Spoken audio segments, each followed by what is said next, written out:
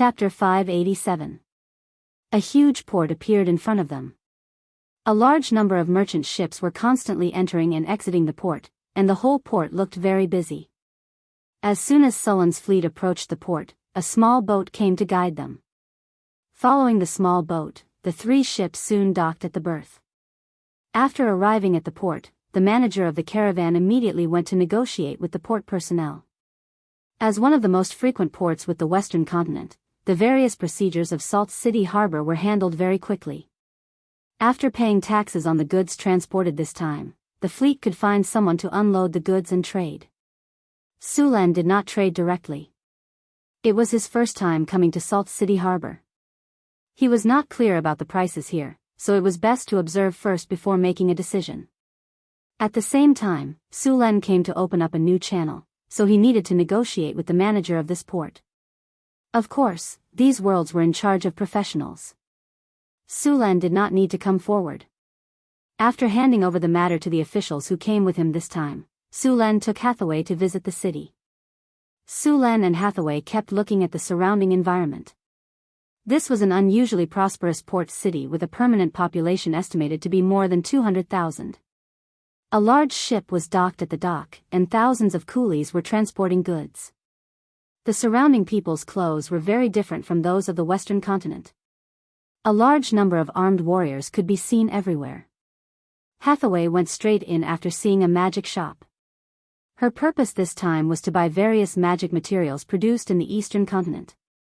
Although there were many places in the Eastern continent with harsh environments, some good magic materials were often produced in these areas. This Salt City Harbor first rose because of salt drying. Later, it prospered because of trade with the Western continent. The buildings here also integrated the characteristics of the two civilizations.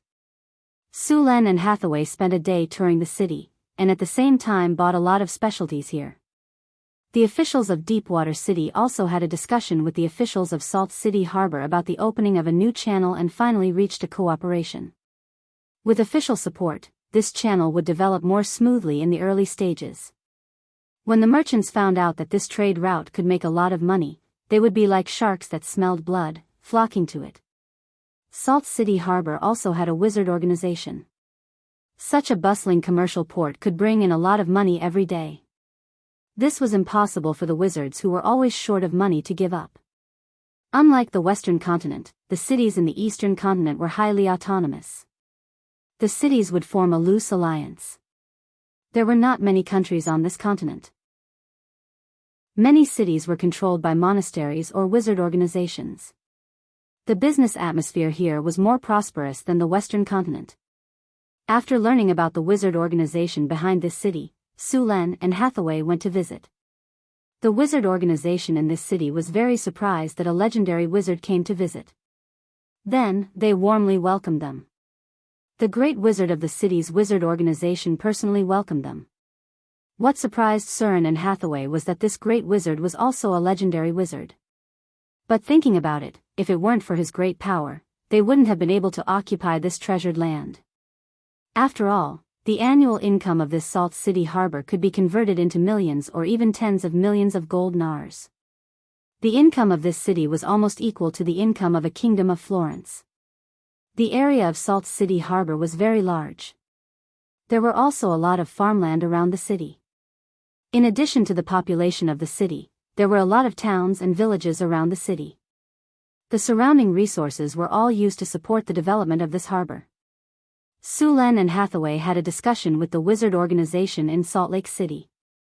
At the same time, the two sides also exchanged some knowledge. Of course, the knowledge exchanged was not very precious, but it was still not bad. This knowledge would also play a big role in the North Wind Tower. After completing the knowledge exchange, the two sides had a discussion. It was good for wizards to communicate frequently.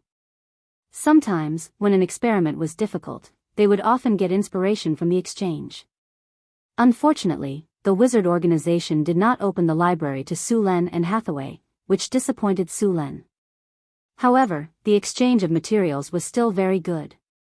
Sulan used some of the materials produced in the Northern Secret Realm to exchange for a lot of magic materials produced in the Eastern continent. Although they did not have access to the library, they could enter the Salt Lake City Library at will. Of course, the library in Salt Lake City did not store much wizard knowledge. There were a lot of history books and some myths and legends, as well as poetry and some literary works. Su-Len was very interested in the history and mythology books here. History books could let them understand the evolution of the civilization in the eastern continent, as well as some major events.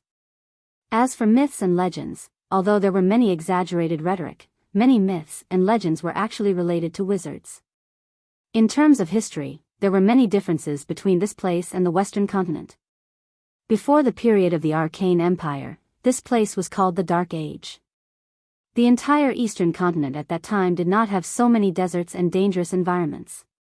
On the contrary, there was plenty of rain, fertile land, and rich products. It was a prosperous continent. At that time, the kingdom that ruled this place practiced blood sacrifice. The god that they believed in should be the god that was born here. Every blood sacrifice would kill thousands of slaves.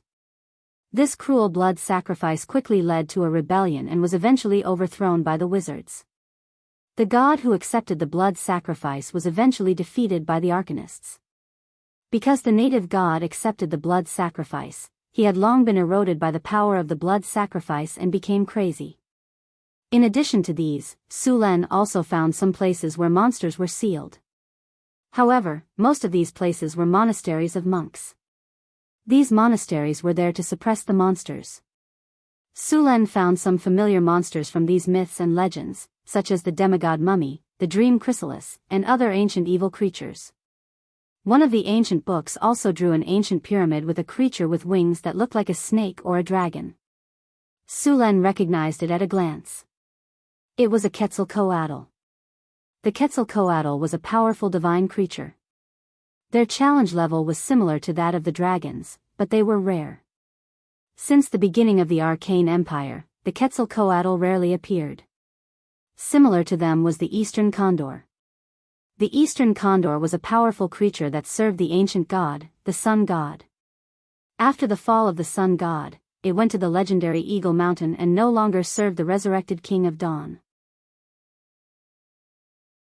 Chapter 588. Su-Len opened the book and looked at it. The book recorded a race that had disappeared. There were many buildings left by this race in the book. These buildings gave Su-Len a feeling that they were similar to the Mayan civilization in his previous life. The same worship of blood sacrifice, the same style of architecture, and the same gods were believed in. The book in front of him had a strange totem pole with an unknown god on it. The whole totem pole was covered with blood, and blood seemed to have seeped into it in many places. Under the totem pole were countless slaves who had been killed. These slaves were beheaded, and their blood flowed on the pyramid. The gaps of the pyramid seemed to have been filled with blood, and under the pyramid, a large number of humans in simple clothes like primitive people were constantly kneeling. There was also the symbol of wind and rain on the totem pole, which meant that they believed in a rain god.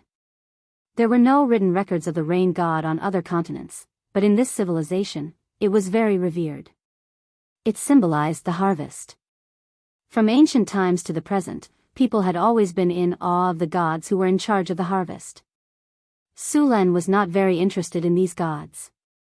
These gods who had accepted the blood sacrifice did not end well. According to the division of the Arcane Kingdom, these gods belonged to the nature gods. There was no good or evil, and they were very susceptible to the influence of believers. These gods had a high chance of becoming evil gods. Now, the gods recorded in these libraries were likely to have become evil gods. In addition to these materials, there were also records of many disasters and various monsters that happened in ancient times. After looking at some more, Su-Len found that these monsters seemed to be the ancient evil that had been sealed. It seemed that although these mortals did not know the origin of these monsters, it did not prevent them from recording these disasters. However, these records had now been regarded as myths by ordinary people. Su-Len still got a lot of useful information from these stories, such as where these monsters were killed or defeated. Combined with the map, it was easy to find the approximate location of these monsters that were sealed. In addition to these, there were also many ruins of ancient cities, but it was not known what these ruins had left after thousands of years. Because the main purpose of this trip to the eastern continent was to open up new shipping routes and trade, Sulen did not go to these places to search. Searching for ruins sometimes depended on luck. If they were lucky, they could just dig a hole. If they were unlucky, it was not unusual to spend a year and a half. After staying in the library for 2 days, the fleet also completed the transaction during this time and was ready to return with various goods from Salt City Port. Most of the goods they purchased from the eastern continent this time were tea leaves, cotton, silk, porcelain, spices, pearls, and some enchanted materials. According to the calculations of the manager of the caravan, the profits of this trip were between 200,000 to 250,000 gold nars. Originally, Hathaway wanted to purchase some mermaid pearls, but there were no mermaids living in Salt City Port. Of the sea pearls were only produced in small quantities in the southern part of the continent. After all, mermen were too few in number. Because of the hydrological environment and other factors, the eastern continent was rich in pearls, and the quality was better than the pearls in the western continent. Although they did not buy any mermaid pearls, they purchased a large number of pearls this time, and some of them were magical pearls. Low to medium quality magical pearls could purify some potions, remove the side effects of potions, or neutralize toxins. High-quality magical pearls could be used to make magical items, rare-grade equipment, and could also be used to store spells. They were very popular among wizards. There were also a lot of silk in the eastern continent. It was also the best silk production area besides the elves. After all, the elven forest had been closed for more than 1,000 years. The number of half-elves was too small, and the production of silk was limited. Many silk were sold from the eastern continent, and of course, some were sold by the drows in the underground world. However, the drows sold silk stockings more often. Almost all the nobles went crazy for them. Even the witches could not resist the temptation of silk stockings. This thing was expensive. On the surface world was very hostile to the drows and claimed to cut off all trade with them. However, most of them were just words. It was easy to know if they were trading with the underground world. Just look at the women and see if they were wearing silk stockings. In addition to these, 5 of the people who came this time stayed in Salt City Harbor to build a warehouse. The warehouse would buy materials from Salt City Steel, and at the same time, sell various materials from Northern City. Northern City's paper, purple crystal honey, and white sugar were very popular here. The sales of vodka could only be said to be average, but the sales of rum were not bad. Purple crystal honey was the most popular. The wizard organization in Salt City Port directly expressed that they wanted to buy all the purple crystal honey. Although Sulen was tempted, he still rejected them. After all, the warehouse in Salt Lake City still needed money and honey to make a name for itself. There were still many advantages to building a warehouse in Salt Lake Port. When the fleet came again, they could directly transport it back to the mainland.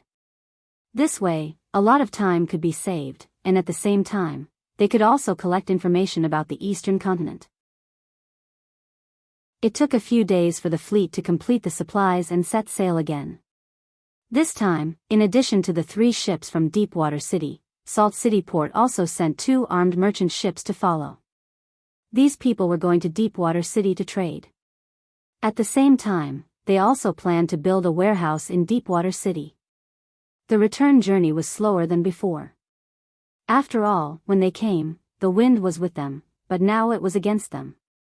Fortunately, the sailing technology of this era was very good. They could still sail against the wind, but the return journey was much slower than when they were with the wind. The 5 ships were lucky this time. They did not encounter those Sawajan. It was also possible that they were badly damaged in the last battle and could not continue to live here. The Sawajan also had many enemies in the sea. Once they declined, their enemies would not let go of this good opportunity. There were also a large number of intelligent races living in the sea. They must be the Kotau Sawajan, mermaids, Naga, Sawajan, sirens, and so on. These races were not friendly and harmonious with each other. In the depths of the sea, there were also some extremely terrifying sea monsters, and even the children of Dagon. Dagon was also a very dangerous creature. Even the gods were afraid of him.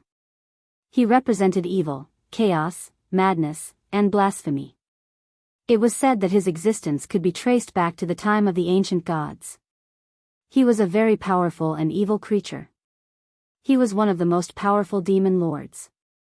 He was known as the King of the Deep, the god of sea monsters, the shadow of the ocean, and was the nemesis of the god of the sea. Dagon was not a name that was fixed in stone. According to the research of wizards, Dagon was originally a subordinate of an ancient god. This name was more like a title, and only the most powerful of them could be called Dagon. It looked like a creature mixed with fish, mollusks, and eels. Although Dagon was evil, chaotic, and very dangerous, there were still his cult in the coastal area. Many pirates believed in this creature. Legend said that a pirate leader was favored by him and became his follower.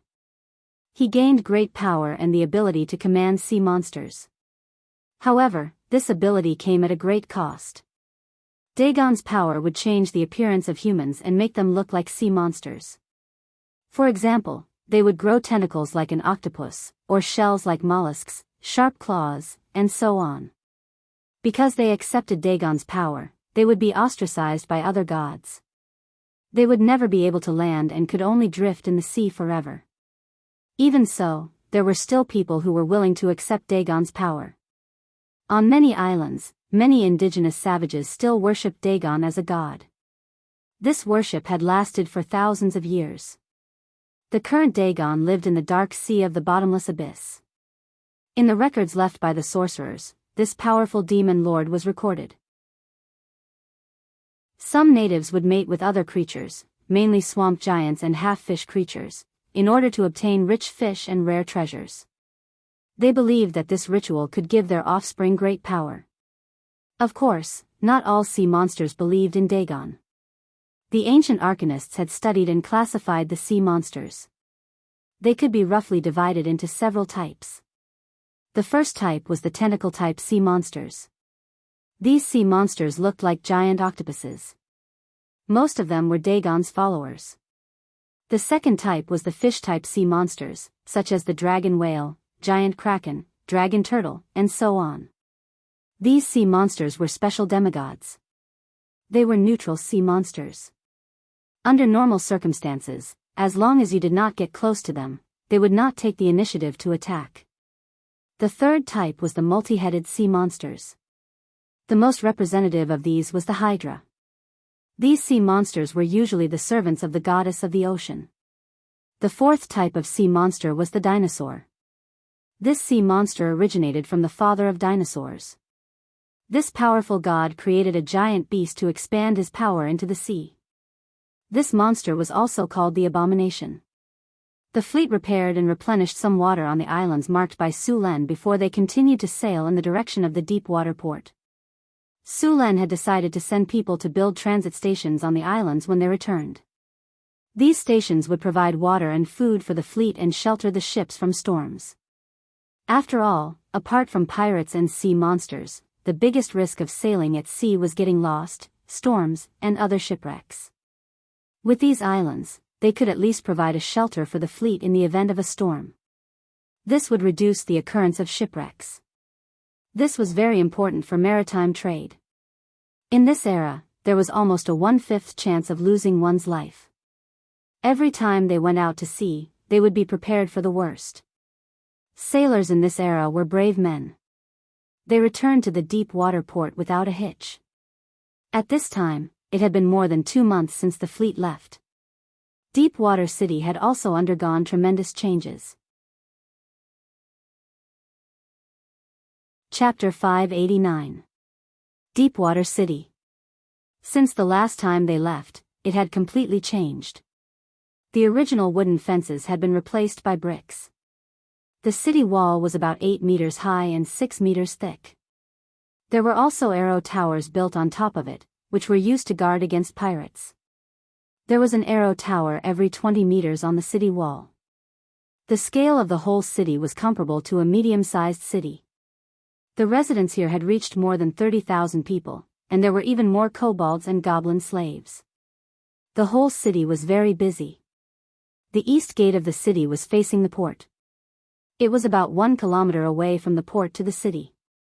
The road connecting the port and the city was paved with bluestone.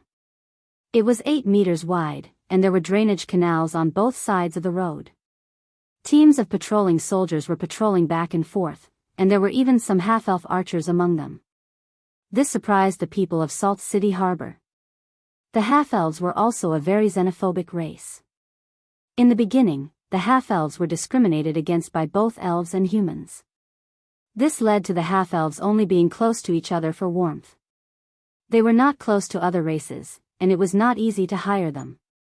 Musen looked at Su Len with eyes full of surprise. Originally, in their view, this so-called deep-water port should be just a small city. They came here because of Hathaway, the legendary witch. They did not have much hope for Deepwater City.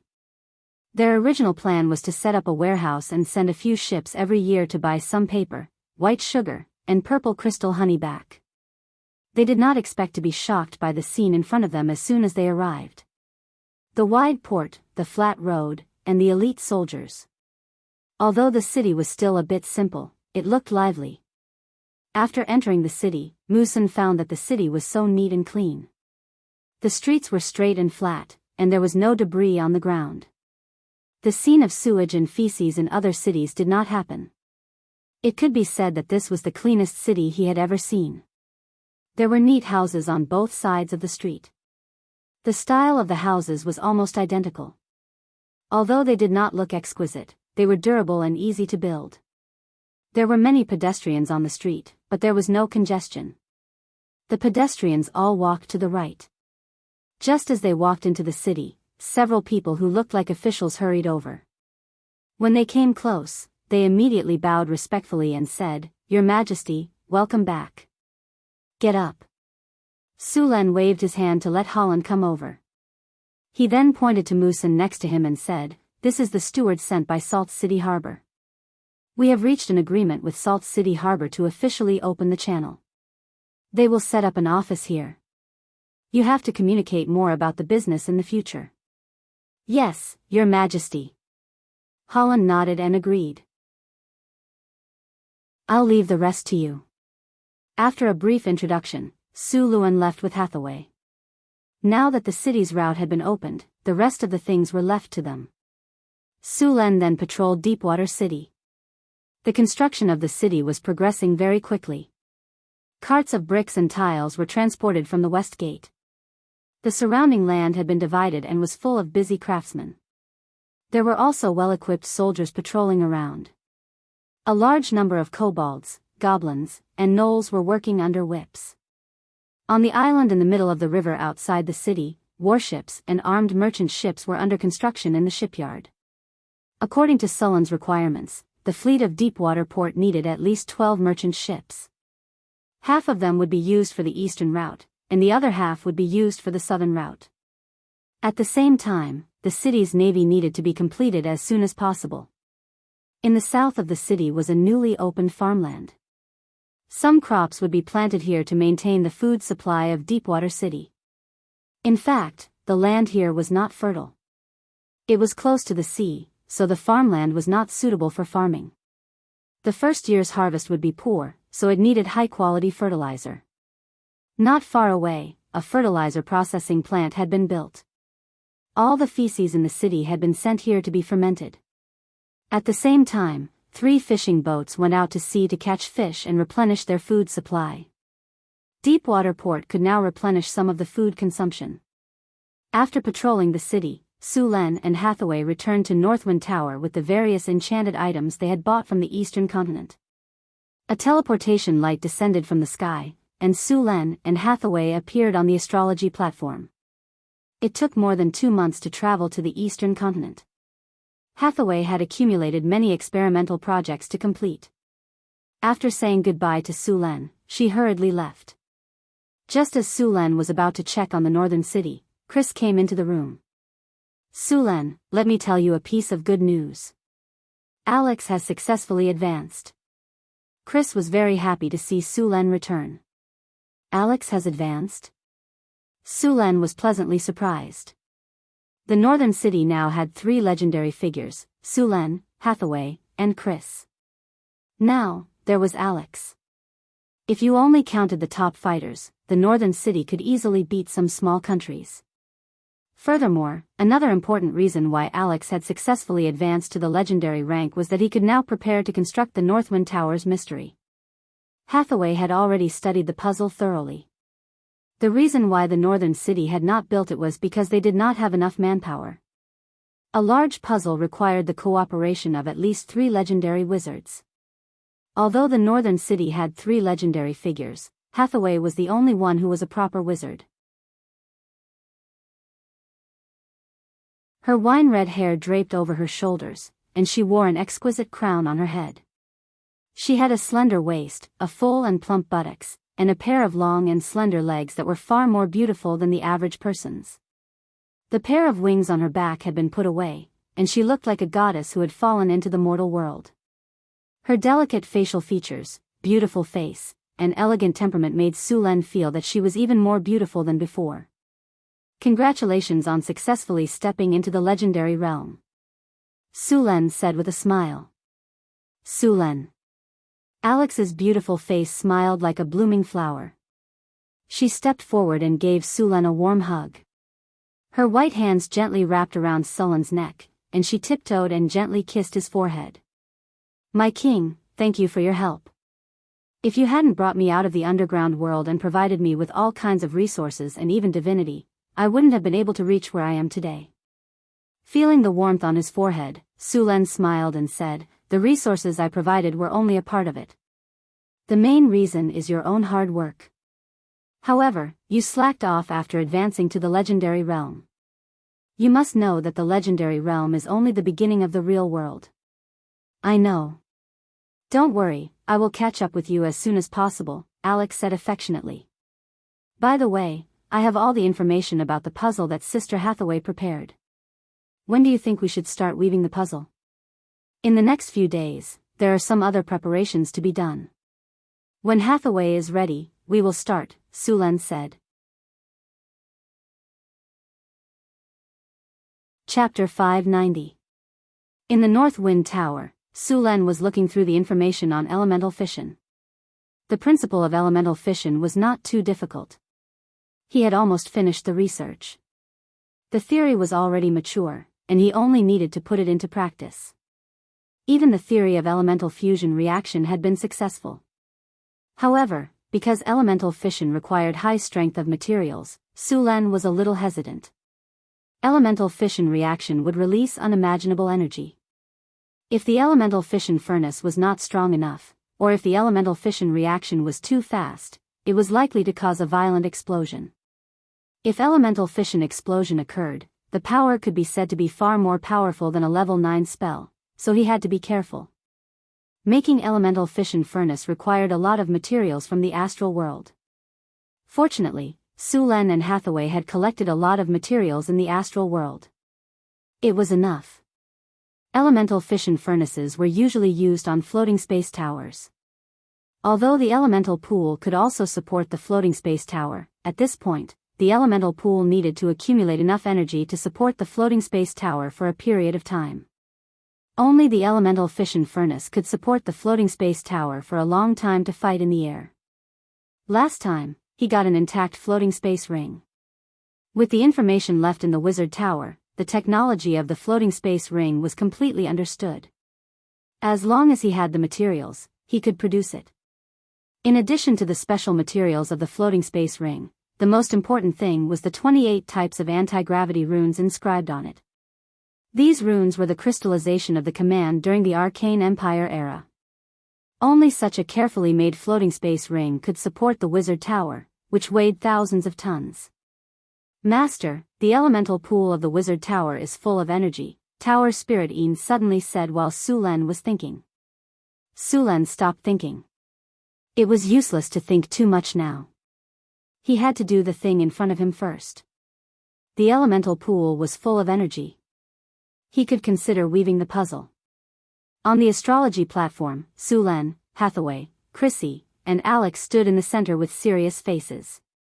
Phyllis, Sandy, Karina, Angela, and Anna stood not far away. Several other wizards of the Wizard Tower were all there. They looked at Su Len and the others with excitement. They were looking forward to what would happen next. "Let's start," Su Len asked. "Begin." Hathaway nodded and said. Hathaway walked to the center of the astrology platform and waved the staff in her hand. "Milky Way, prepare to activate the energy connection channel." Light blue elemental energy gushed out from the elemental pool, and the entire runic magic circle slowly lit up. In the center of the runic magic circle, an engraved puzzle core slowly lit up. A large number of runes were engraved on the core of the mystery lock. Under the influence of this enormous energy, each of them seemed to be alive as they spun rapidly. The huge drop of energy was activated, and the whole floating city shook slightly.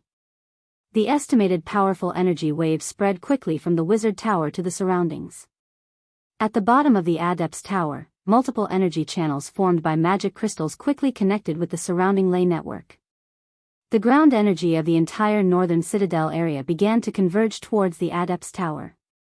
As the elemental energy kept fluctuating, the surrounding elemental energy kept flowing towards the Wizard Tower. Soon, the concentration of elemental energy in the Wizard Tower doubled. Activate the elemental pool. Activate Earth Vein Network. Begin energy materialization. As the orders were given, the entire Wizard Tower was soon surrounded by an energy siphon. At the top of the Wizard Tower, an elemental siphon like a whirlpool reached all the way to the sky. A huge amount of energy kept converging there. At this moment, the whole sky had already darkened. Countless lightning bolts were swimming in the sky. Su Len, Chris, and Alex stood around each other. Powerful elemental energy was gathering around them. "Prepare to weave the mystery lock." At this moment, Hathaway suddenly ordered. "Magic reshape." Surin's team of 3 promptly took action. Next, powerful streams of mana surged out from their bodies. Thanks to their power, the originally chaotic streams of mana began reorganizing themselves. Strands of magic appeared in midair. These strands were completely formed by energy. Hathaway gently waved her staff, and runes quickly appeared. As soon as these runes appeared, they began to entangle with each other. Soon, a strange runic circle appeared in front of them. Magic weave. Under Hathaway's command, strands of magic strands quickly crisscrossed. At the same time, runes were constantly imprinted on the strands of magic strands. In just a few breaths, a fishnet-like mystery lock appeared in front of them. As the mystery lock continued to weave, the surrounding elemental energy was constantly absorbed by the mystery lock. The strands of magic strands formed by magic energy were quickly weaved under the effect of those strange runes. After these runes were completely formed by energy, they formed a huge network. This network quickly expanded as Hathaway and the others continued to weave. Soon, this huge network enveloped the entire Wizard Tower. The light blue mystery lock network lit up the sky of Northgard City. Hathaway's silhouette had already flown into the sky, her gorgeous magus robe fluttering in the wind due to the rich elemental energy. All the runes were linked to her body, and then like a spider web, they kept spreading in all directions. Under the magus tower, a large number of runes were engraved on countless magic crystals, and at this moment, they were also linked to the runes in the sky. So beautiful. Xanthi looked at the layers of blue network in the sky, and her eyes sparkled. Karina looked at the network in the sky with a mesmerized expression. As a wizard, she could clearly feel the power of this power. The elemental energy that was originally like a runaway horse was suddenly bound by the huge energy network in the sky. Those wild horses were quickly tamed, and one by one, they moved according to the command of the leader horse. Grace stood on the astrology platform and looked at Su Len, Hathaway, and the others in shock. That energy network had shocked her. How powerful was this power? This is the power of a god. When it came to the mystery lock network, the stronger one's spellcasting ability was, the more deeply they could feel it. Being in the range of this network, they felt like they were little insects that had fallen into a spider web. The stronger one was, the more they could feel the restriction of this mystery lock network. Layers of the magic network were quickly woven, and the entire network extended outwards with the wizard tower as the core. The surrounding elemental energy was slowly bound. In the end, the entire Northgard city was covered by the magic network. On the astrology platform, Hathaway slowly descended from the sky. After the mystery lock network in the sky was completed, it slowly merged into the surrounding space and disappeared. Although it couldn't be seen with the naked eye, the power from the mystery lock network had covered the area.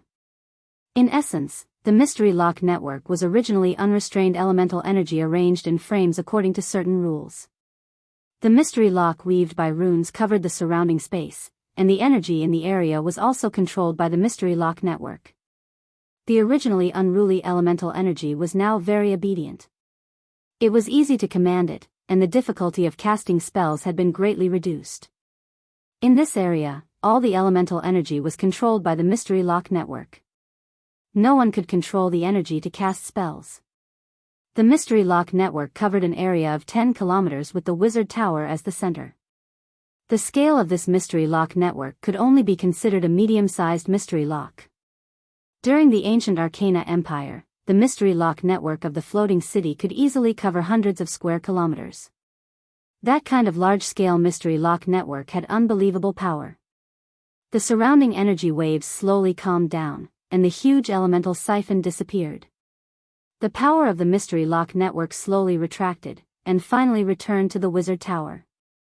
The light blue elemental energy slowly dissipated, and finally, a layer of energy barrier like a translucent eggshell covered the entire wizard tower.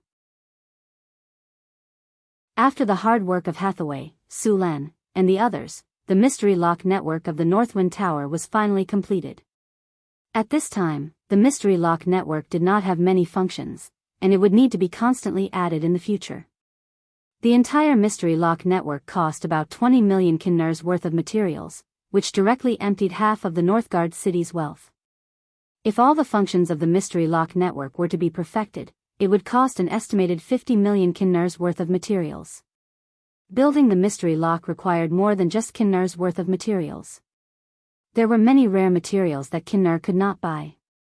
If Su Len had not obtained a lot of benefits during this period, he would not have been able to build such a large-scale legendary rune. However, a legendary rune like the mystery lock network was indispensable because its effect was too powerful.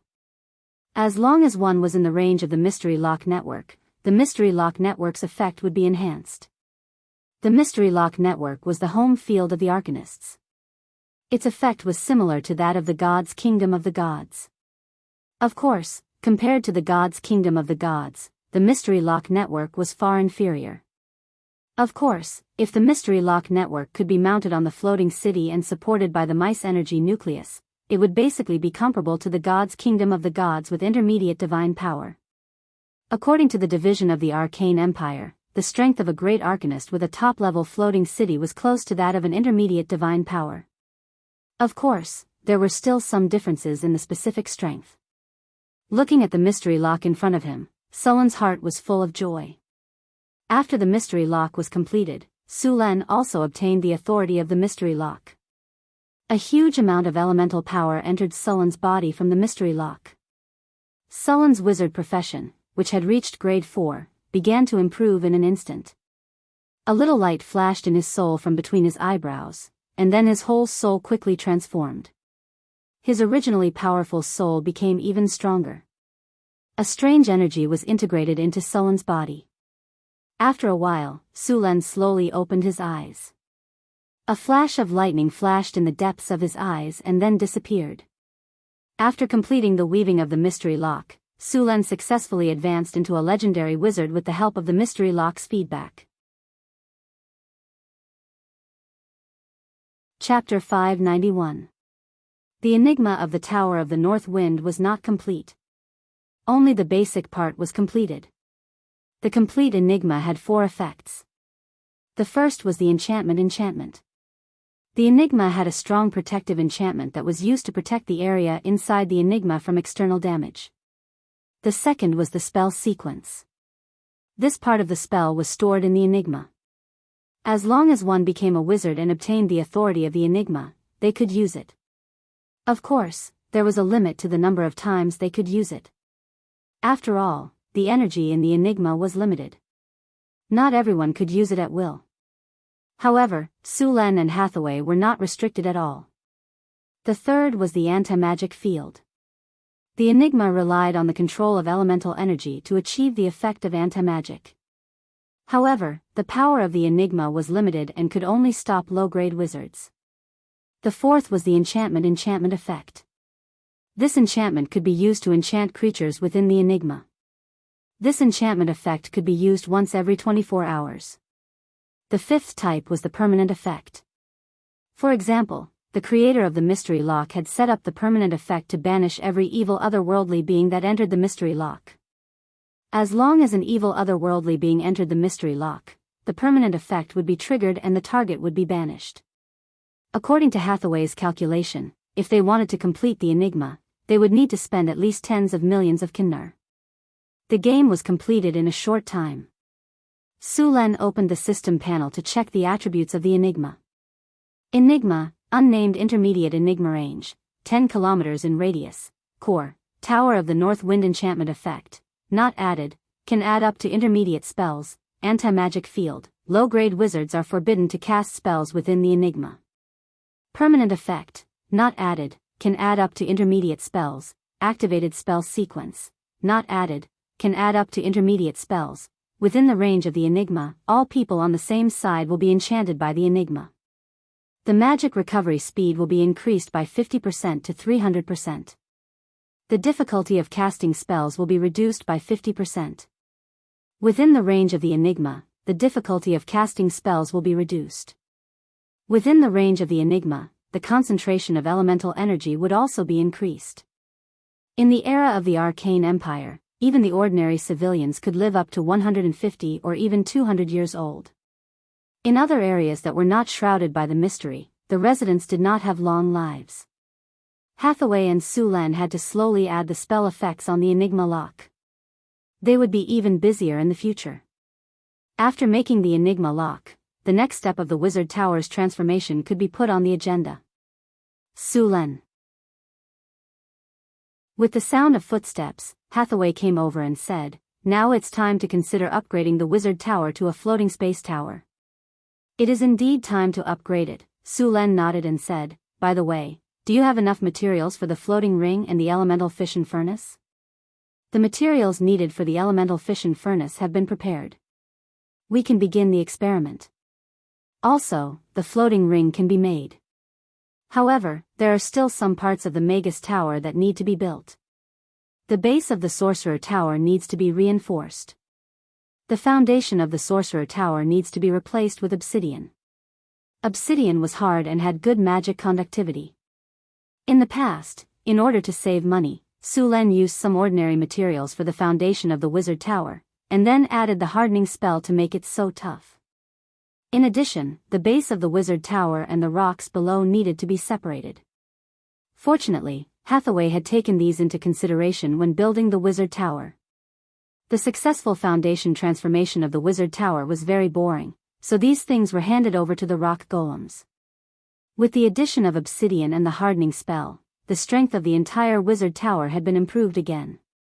Theoretically speaking, when building the Wizard Tower in the future, it was best to reinforce all the places with the hardening spell, because the floating space tower that roamed in the astral world must reach the strength of a strategic defensive fortress. Ordinary rock structures were completely inadequate. The enemies encountered in the astral world were very powerful, and ordinary equipment could not survive. In this way, the workload in the future would be even more terrifying. And when the floating space city was upgraded, the number of hardening spells needed would increase by several times.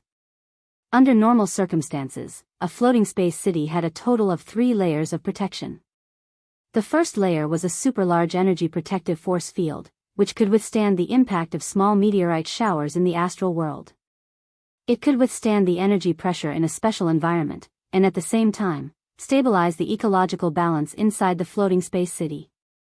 It could isolate harmful substances from the outside world, allowing the floating space city to be in an environment similar to the ground. The second protective barrier was the Maze Lock, which was a top-level rune that integrated strategy, attack, and defense. Because the energy consumption was too large, it would only be activated in a combat state. To keep the maze lock open for a long time, it required a huge amount of energy. The Arcanists could keep the entire maze lock open all the time because they had the mice energy nucleus. The last layer of protection was the strength of the floating space city itself. This was to ensure that the floating space city would not be destroyed so quickly when the first two barriers were broken. At the same time, its structure would be quite stable. A large number of buildings in the floating space city must be hard enough, otherwise, they would collapse and shatter before they could fly. The floating space city was the most outstanding building in the era of the Arcane Empire. It was the war fortress of the Arcanists. Those Arcanists relied on the floating space city to conquer and colonize countries in the multiverse. At that time, they directly drove the floating space city to leave the material plane and go to the astral world. When leaving the range of the main material world, it was easy to have problems if the base was not hard enough to escape gravity. Therefore, the floating space city needed to be built as strong as possible. When the floating space city was teleported as a whole, the pressure that the floating space city needed to withstand was extremely high. The pressure brought about by the space jump was very high. If the strength was not enough, the floating space city would directly collapse and disintegrate during the teleportation. From the era of the Arcane Empire to the present, the number of times that the floating space city had been teleported as a whole was very limited. The few recorded teleportations took place in the battlefield with the gods. The strategic space jump to stop the gods consumed energy at the same time was provided by multiple mice energy nuclei. A single mice energy nucleus could not provide the energy. Sulen could only wait until the elemental fusion furnace was completed to try it. Milky Way, scan the overall structure of the wizard tower. Scanning. Perfecting the data. Drawing the three-dimensional image. Soon, a series of data flowed quickly, and the three-dimensional image of the wizard tower appeared in front of them. In addition, Milky Way also marked the situation of the wizard tower. The linked area needs to be disconnected. The link separation components also need to be reinstalled here to support the wizard tower when taking off and landing. The structure of the wizard tower is stable. The energy channel is normal. The energy budget of the elemental pool is insufficient. It seems that before the completion of the elemental fission furnace, the floating space city can only be airborne for a period of time after storing energy, Sulen said after looking at the energy consumption budget. Although using the elemental pool could allow the floating space city to take off, it could not be airborne for a long time, and the means of attack were limited. What is the energy transmission efficiency? 70%. The energy transmission consumption is a bit high. Sulen checked and said, the energy channel needs to be optimized, or too much energy will be wasted. Sulen swiped his finger on the three-dimensional image in front of him, and the three-dimensional image world was divided into two, showing the plane of the wizard tower. Then he tapped on some parts of the wizard tower a few times, and soon several images of the energy channel like a spider web appeared. Milky Way, calculate the energy consumption of all the energy channels, and calculate the energy channel optimization plan at the same time. It was a huge project to rely on manual labor to calculate the energy channel consumption, but with the help of the wizard tower spirit, Milky Way, it was easy to put her in charge. Soon, a large number of data flowed in front of Sulen's eyes, and a large number of red marks appeared on the energy channel like a spider web in the wizard tower. There were many areas of the floating space city that needed to be optimized. While Sulen was busy remodeling the wizard tower, Hathaway was not idle. After experimenting with the elemental fission furnace again, she finally began to try to make it. In addition to Hathaway, Alex was also assigned some tasks. As a legendary wizard, she also had the ability to make the materials needed for the floating space city. Alex was making the floating space ring. The floating space ring required a lot of precious materials. The main material was mithril, and some orichalcum and arcane dust also needed to be added. In addition to arcane dust, astral silver sand and arcane steel were also needed. In the case of using elemental fire and astral sand to forge, ordinary steel could be added with a small number of rare materials to make arcane steel ingots in batches. Arcane steel ingots were very durable and had good magic conductivity.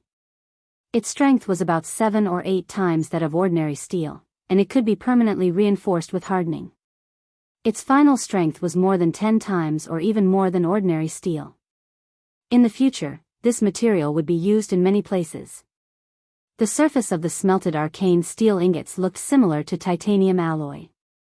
In the future, a large number of arcane steel materials would be used to make legendary golems. About 1 pound of astral sand and 1 pound of arcane dust were added for every 100 pounds of arcane steel. The astral sand and arcane dust collected by Su Len and Hathaway last time were used very quickly. About 1 pound of astral sand and 1 pound of arcane dust were added for every 100 pounds of arcane steel.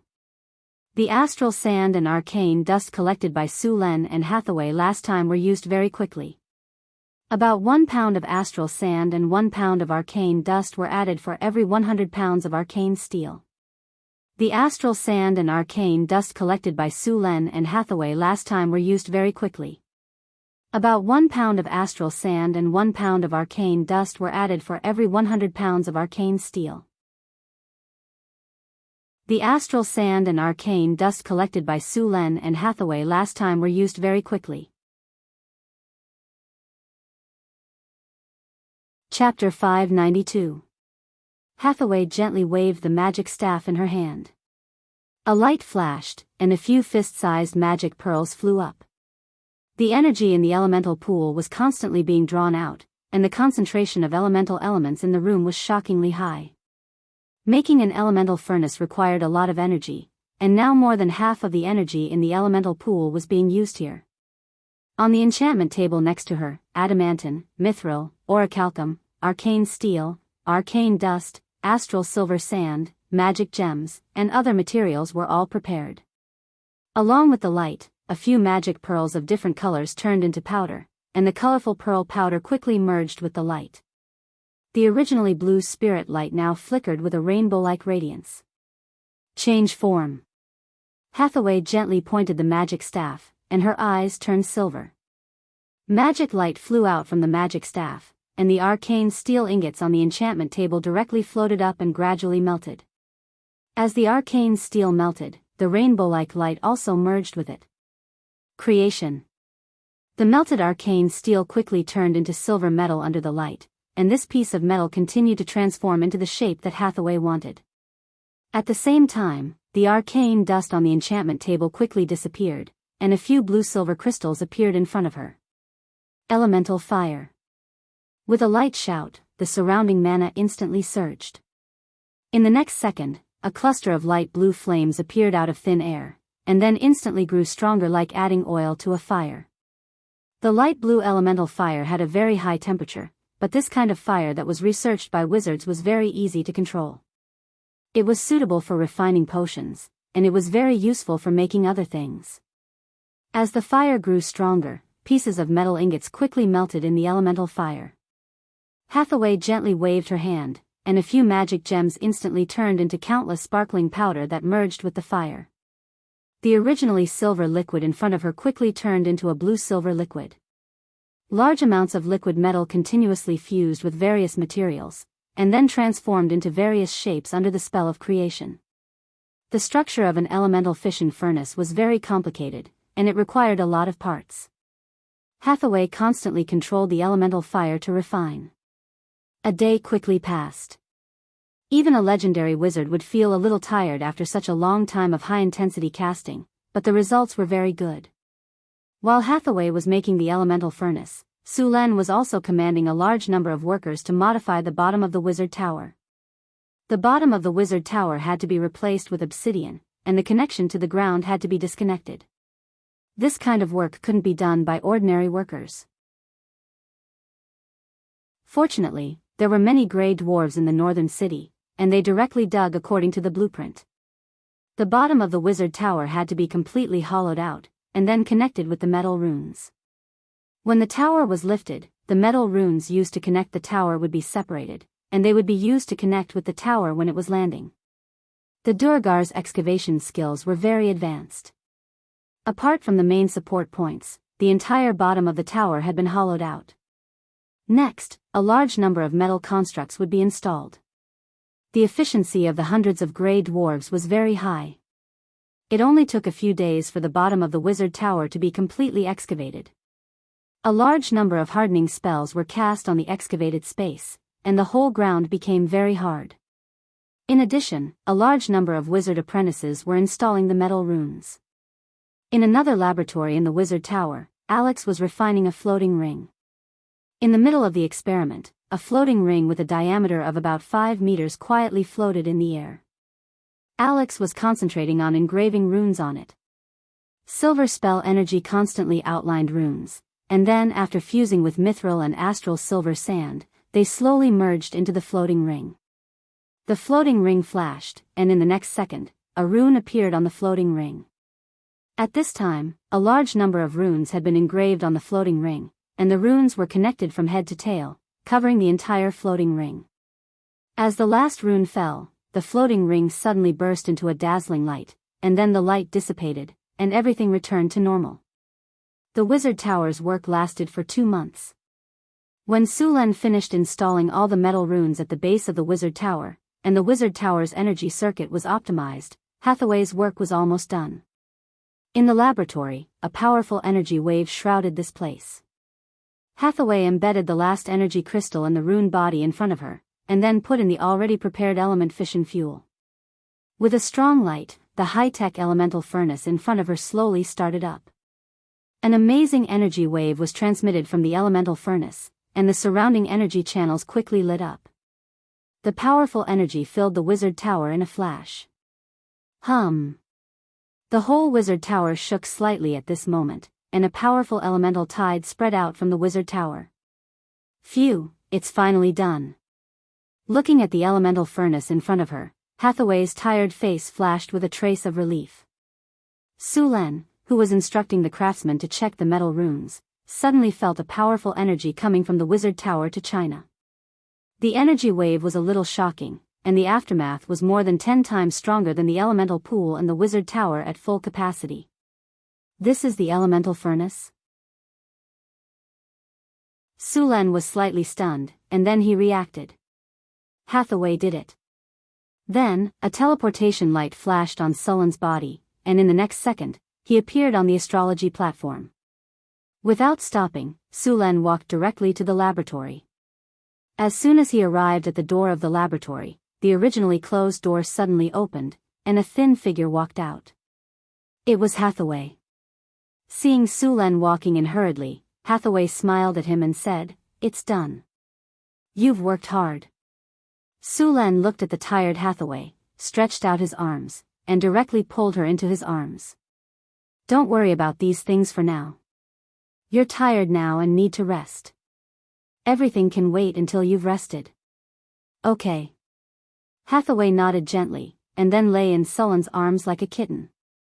Sulen waved his hand gently, and the door of the laboratory suddenly closed.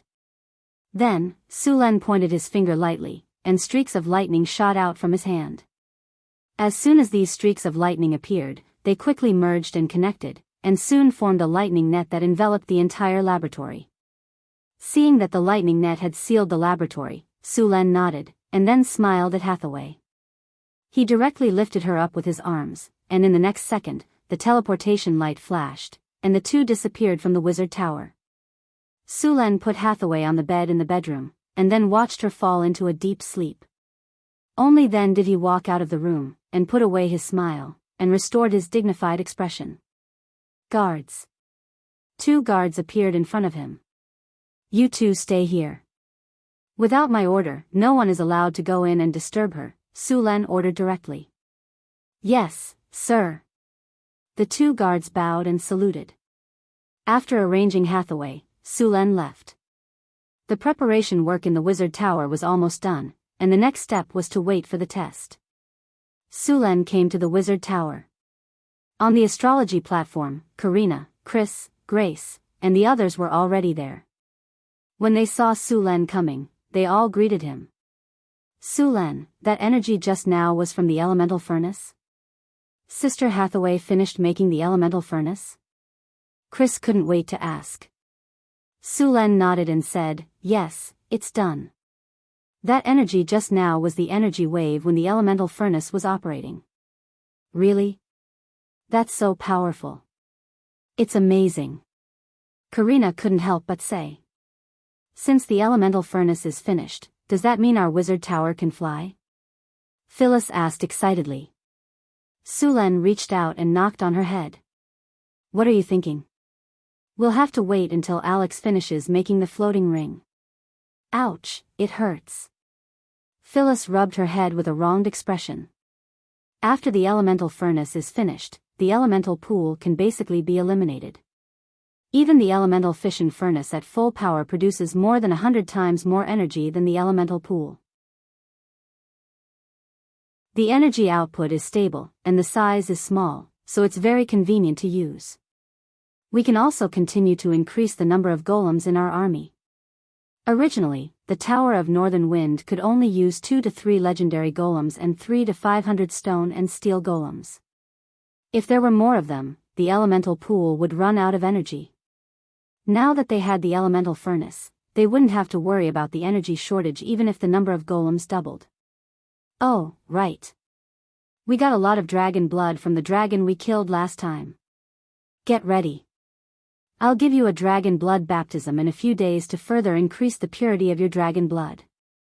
By then, you should be able to use some spells. Sulen pinched Phyllis's pretty face. Really? I can use spells? Phyllis was pleasantly surprised. She grabbed Sulen's arm tightly with both of her arms. Those amazingly developed weapons kept rubbing against his arm, and they were very elastic. Of course.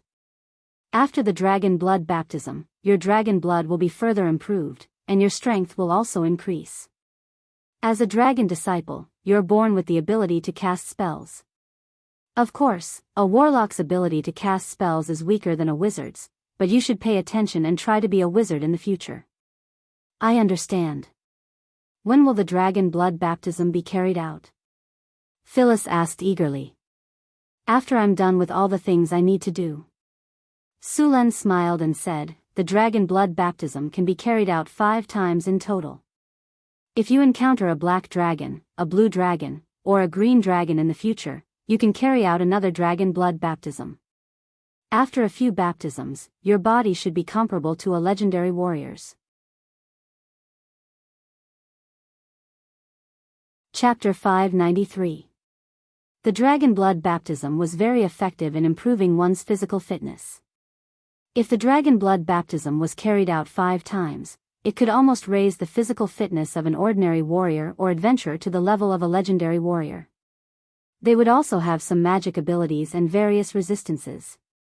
If it was a dragon bloodline warlock, the effects of the dragon blood baptism would be even better, and all kinds of spells would be improved. But there weren't many people who could complete the dragon blood baptism 5 times. After all, dragons weren't kobolds that could be casually killed.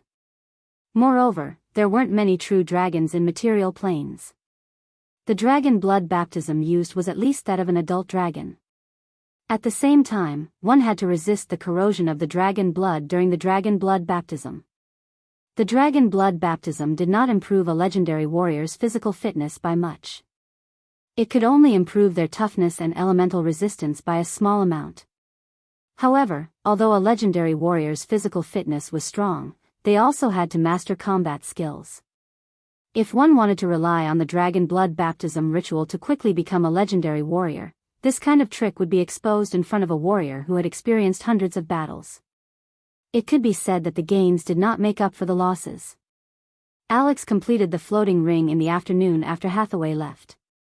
The complete floating ring was a silver-white ring with a diameter of 5 meters. A large number of runes were engraved on the ring. The whole floating ring was constantly flashing. Even if there was no energy to activate it, the floating ring would still float in the air. Is this the floating ring? It's so beautiful. Xanthi blinked her big eyes and looked at the floating silver ring on the astrology platform. What a powerful rune circle. It's so exquisite. Karina looked at the floating ring in front of her and exclaimed. During this period, she had seen a lot of top-level wizard creations and paid more attention to wizard knowledge. Now, she was also spending a lot of time to improve her wizard level. After all, it was too difficult to rely on the bloodline ability of a warlock to become a legendary warrior. Although warlocks did not need to learn to cast spells, or materials, it was convenient and fast. It was easy to form combat power in the early stages. However, the potential of a warlock was limited. The bottleneck of most warlocks' growth was their bloodline. Only a very small number of geniuses could break free of the bloodline shackles. Of course, even if they knew this, many people still chose to become a warlock. After all, even with the bloodline restriction, most of the time, these warlocks could not even get close to the bloodline shackles. Many people couldn't even reach Transcendent rank 4, not to mention Legendary, in their entire lives. Not many people could afford such a loss. Finally, it was the caravan's turn to enter the city. At the city gate, the tax officer carefully checked the goods and issued a certificate. The caravan slowly entered the city. As soon as they entered the city, the noisy atmosphere hit them in the face. Everyone relaxed as well. For the mercenaries, Northern Battlefront City could be said to be very safe. Other cities had more or less gray forces, but there was no need to worry about that here.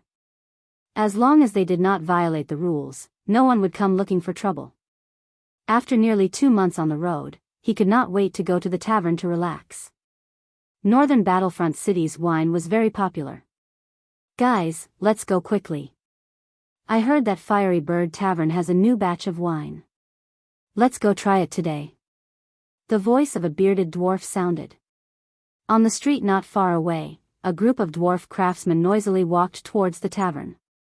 On the other side of the street, a few gnomes looked at the noisy dwarves with disgust. Clearly, they were annoyed by the noise.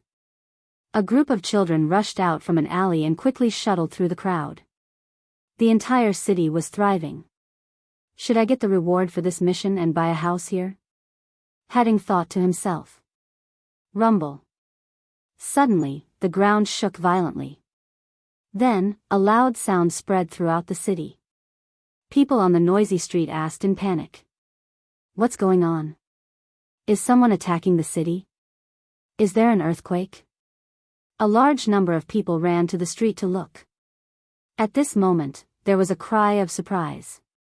Look, what's that? Heavens! Is this a miracle? It's flying. In the center of the city, the symbol of Northern Battlefront City, the Northwind Tower, rose slowly under the shocked gazes of countless people. Northwind Tower, on the astrology platform. Hathaway floated in the air.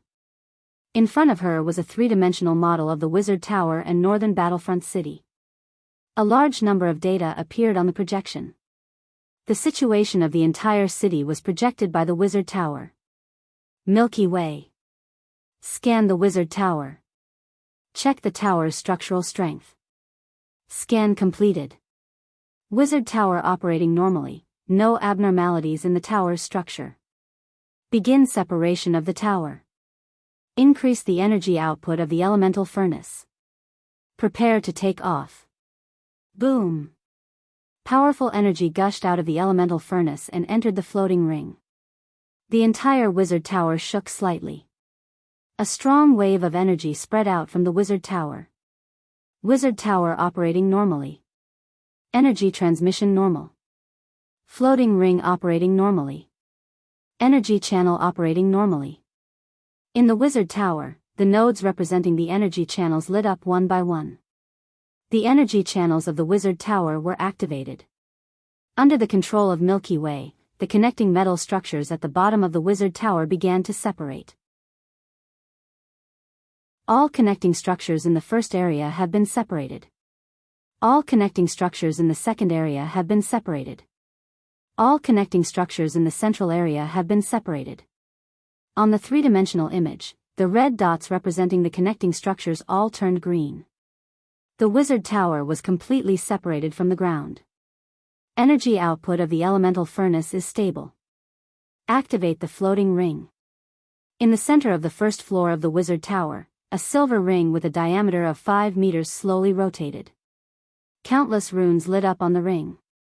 A powerful energy flowed into the floating ring. The entire floating ring shone with a dazzling light. Kaboom! A huge vibration was heard. The wizard tower trembled violently. Then, this giant structure that was more than 100 meters tall and 500 meters wide slowly rose into the air. It's flying. It's really flying. Karina shouted excitedly. It's incredible. It's really flying. It's like the power of God. Grace was shocked. Phyllis and Sandy were so excited that they couldn't speak. They looked at Sulen and Hathaway with admiration. The other wizards in the wizard tower were also shocked. This time, they were full of awe. The floating space tower rose slowly. As the floating space tower rose, a gust of wind swept around the floating space tower. Soon, this giant structure that weighed thousands of tons continued to rise. The whole city was getting smaller and smaller in everyone's eyes. Milky Way, report the status of the wizard tower. Energy supply normal. The structure of the wizard tower is normal. Energy operation normal.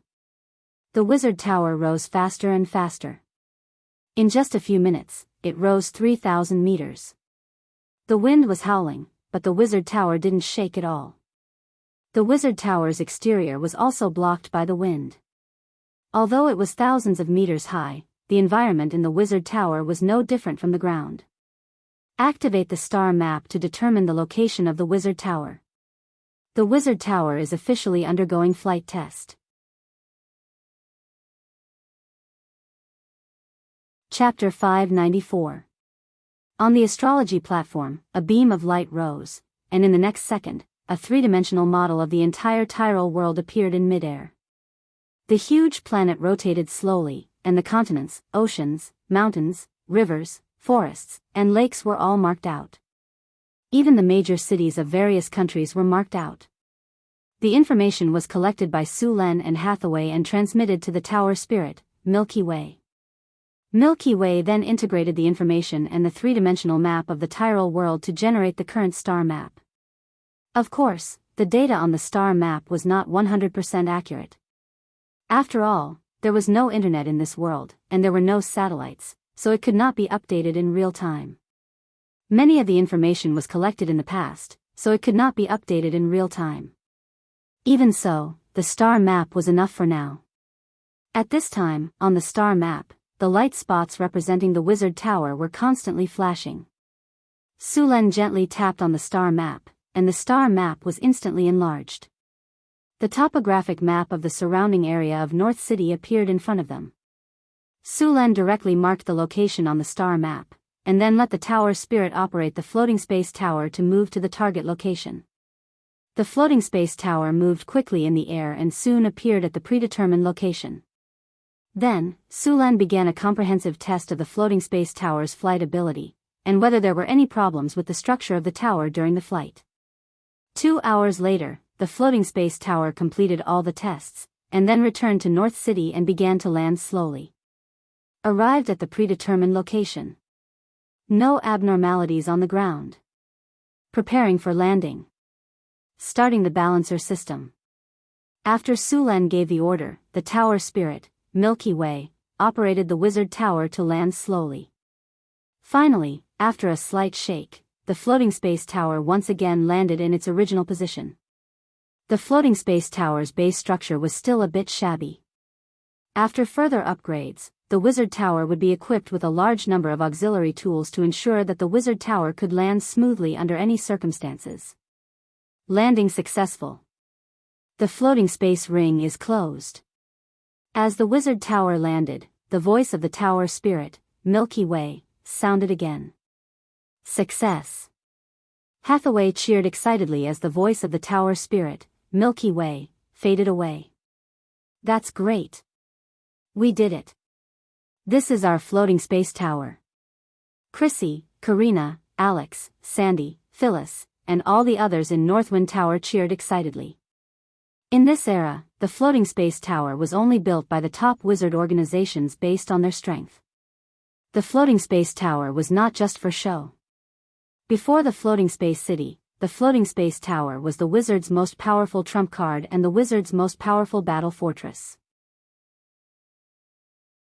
The floating space tower has been successfully constructed. There will be a celebratory banquet tonight. Everyone must attend. After a moment of commotion, Su-Len was in a very good mood. After hugging Hathaway, Chris, and the others, he announced directly. No problem. Awesome. After hearing Su-Len's decision, everyone agreed. Hathaway, Alex, we have to make some minor adjustments to the floating space tower, Su-Len said with a smile as he looked at the noisy crowd in front of him. Don't worry, the floating space tower is basically completed. The remaining adjustments will be completed later, Hathaway said softly. The tower spirit has just recorded the data when the elemental furnace was operating.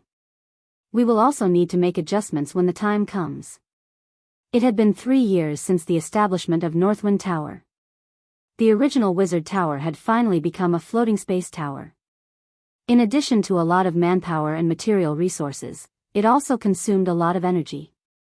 So far, a rough calculation showed that the floating space tower had cost about 300 million kinars. Many of the precious materials were found by Su-Len and Hathaway through various methods. It could not be measured by money. If it were not for the rich mineral resources in the underground world and the large amount of resources in the secret realm of Northern Town, the completion of the floating space tower would still be a long time away. Even if they spent 300 million kinar, there were still many aspects of the floating space tower that needed to be improved, such as the ecosystem and the gravity system in the floating space tower. Su-Len's floating space tower could enter the astral world, but the astral world had no air, no water, and no gravity. Although it was protected by the Enigma barrier, it was still troublesome for others. Next, the floating space tower needed to be built with a series of supporting facilities. Although these facilities were not necessary, they were expensive to build. The Enigma barrier also needed to be improved, which would cost more money. Master. Where will the banquet be held tonight? I'll inform Frodo to prepare now, Chris said excitedly.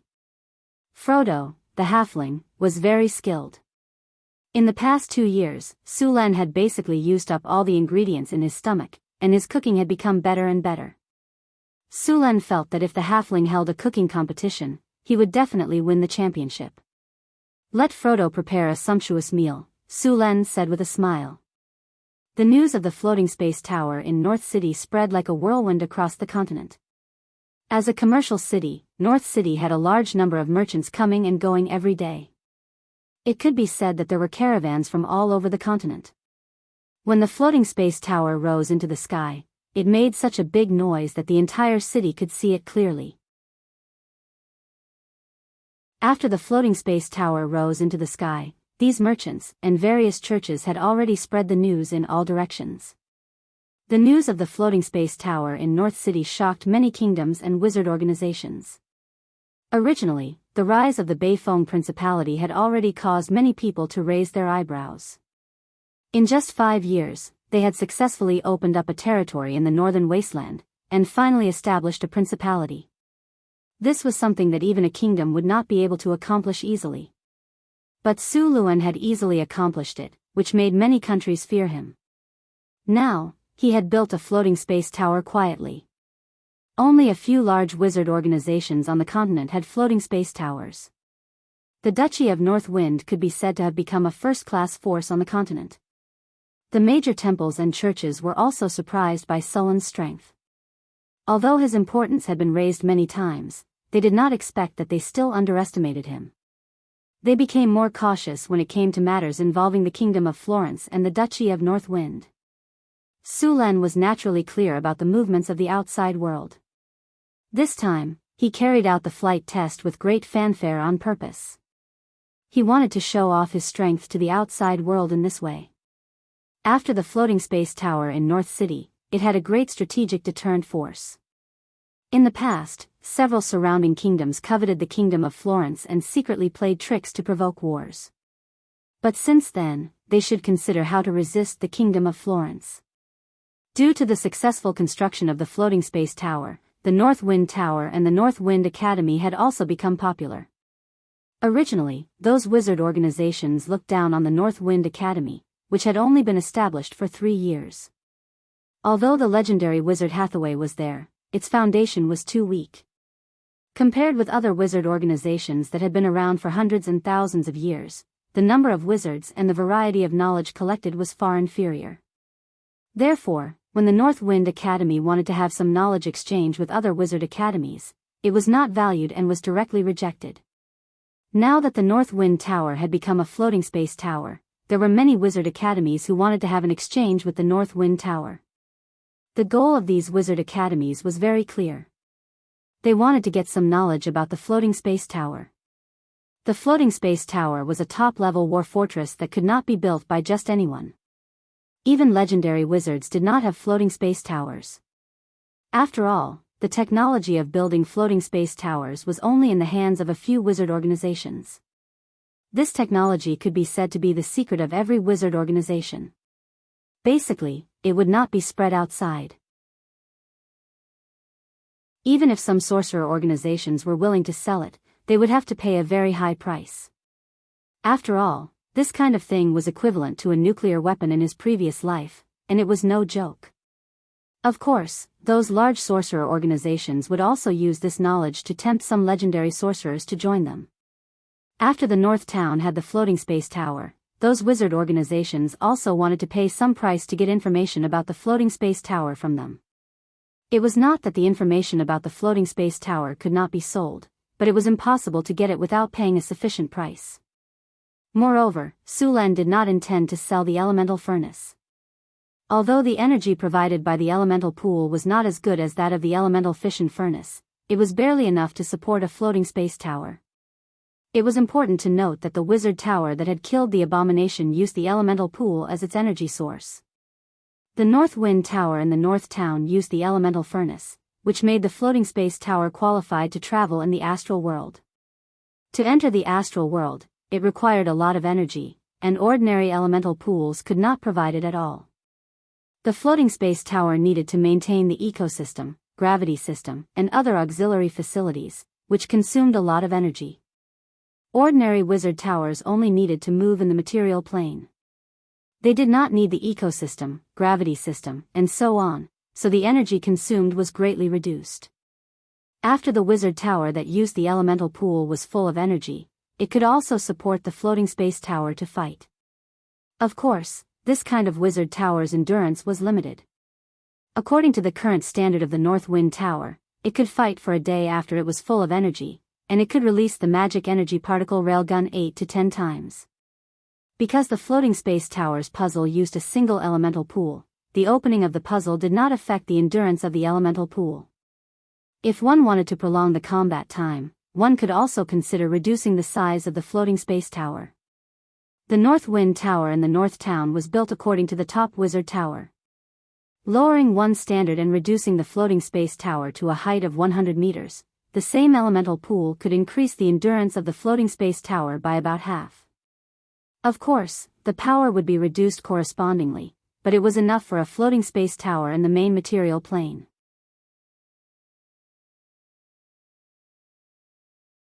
Chapter 595. Whether it was the floating space ring technology, the Enigma technology, or other technologies in the wizard tower, one had to pay a high price to obtain them. There were only a few wizard organizations that were qualified to exchange for them.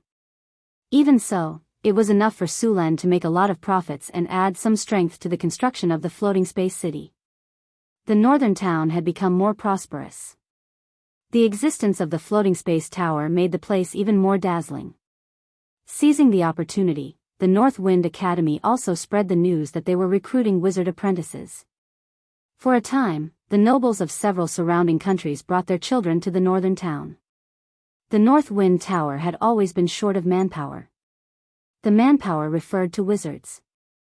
Sulen had less than 10 wizards under his command.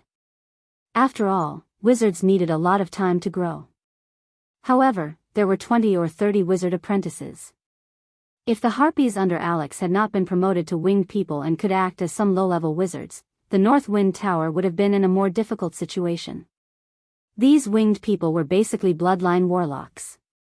However, after becoming winged people, their intelligence was the same as that of humans. They could try to learn spells, but there were not many winged people who could become wizards in the end.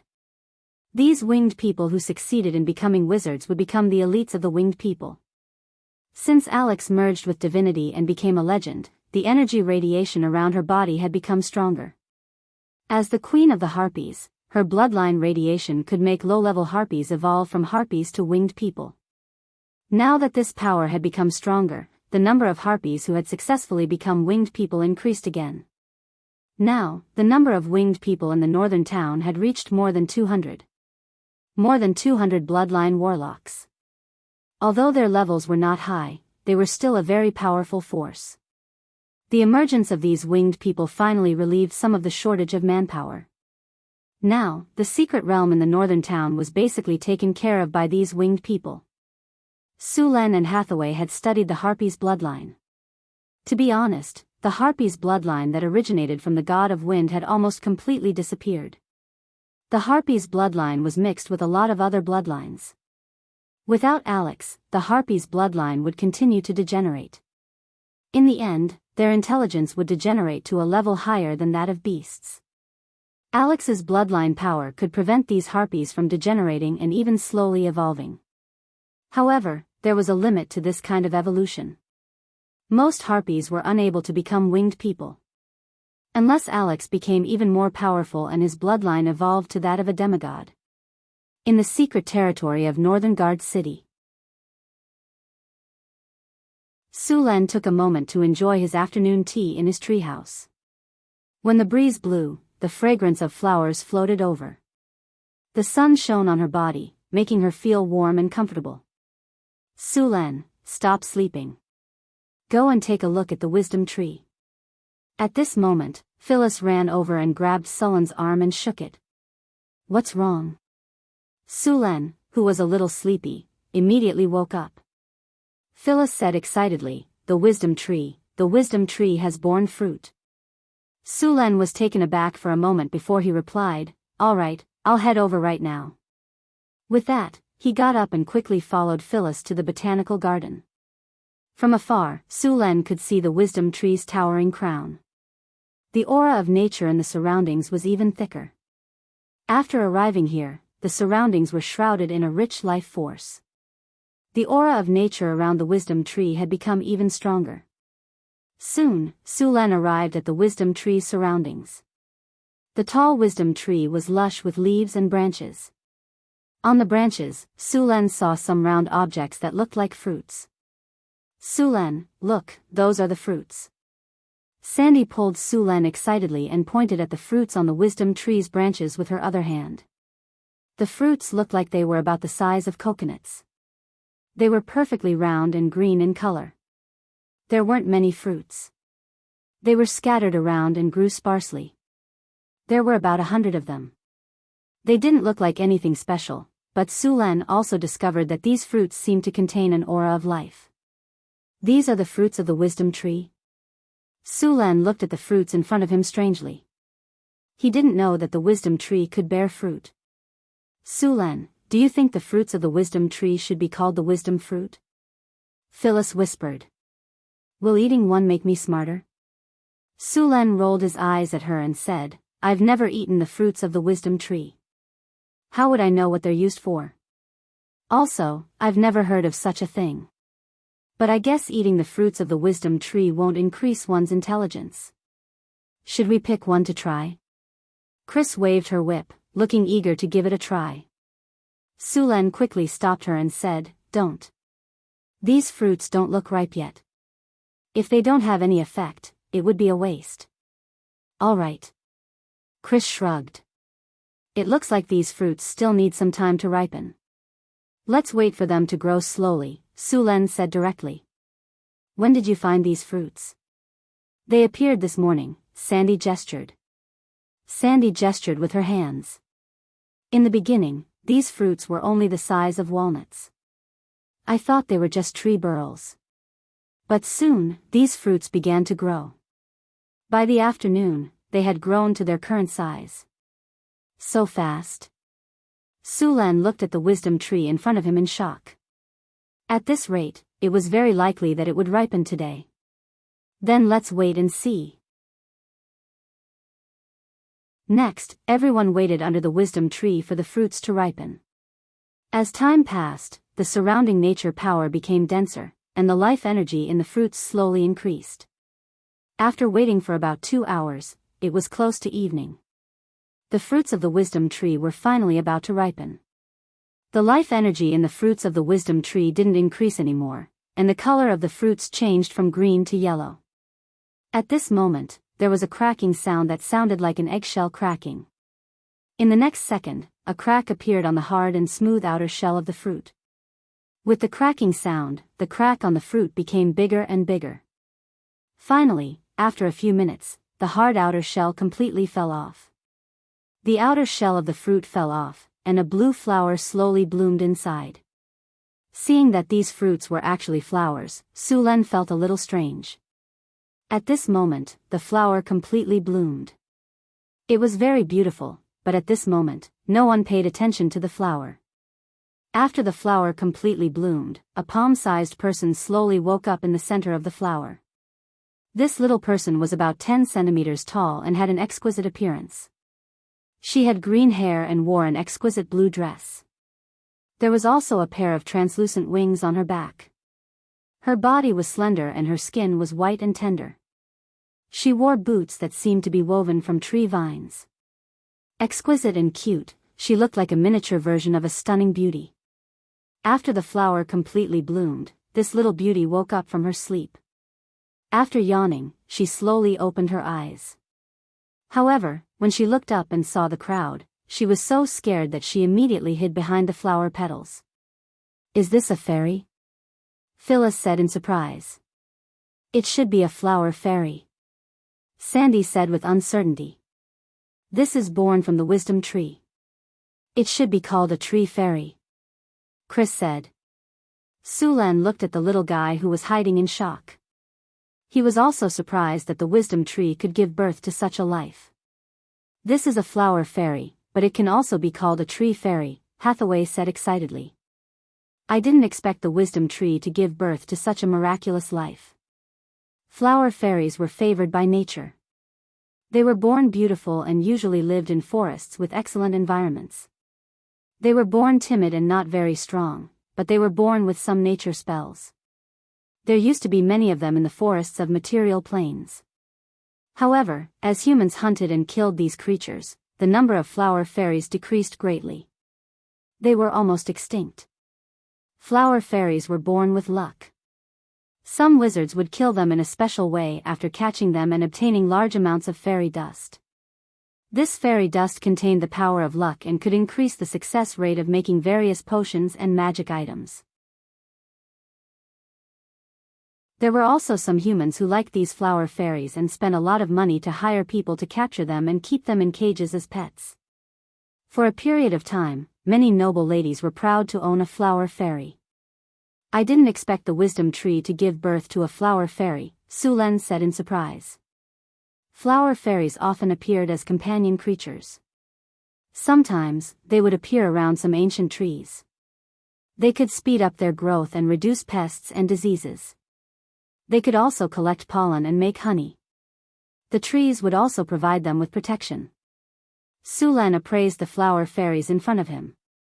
A spiritual light spread out.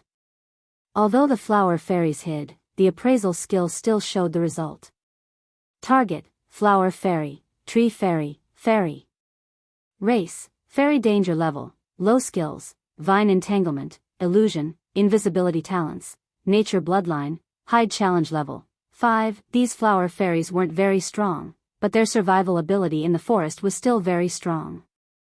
Although they didn't have great strength, as long as they hid in the wild, it was very difficult to find them. Even wizards couldn't find them. Flower fairies usually lived with trees. They were also called tree fairies. They were a mystical companion race. At this time, other than the flower fairy in front of him, the rest of the fruits on the wisdom tree also began to crack. Sounds like eggshells cracking were heard.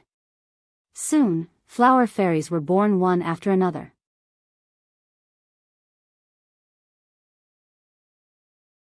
Chapter 596. Roughly an hour later, over 100 flower fairies surrounded the wisdom tree. These flower fairies hid behind the foliage, clearly wary of Sullen's group. On the other hand, Xanthi got along quite well with them. Perhaps her natural fairy bloodline was taking effect. Seeing this situation, Sulen allowed Xanthi to interact with the flower fairies. As for refining these flower fairies into fairy dust, Sulen wasn't that perverted. These flower spirits were nurtured by the wisdom tree.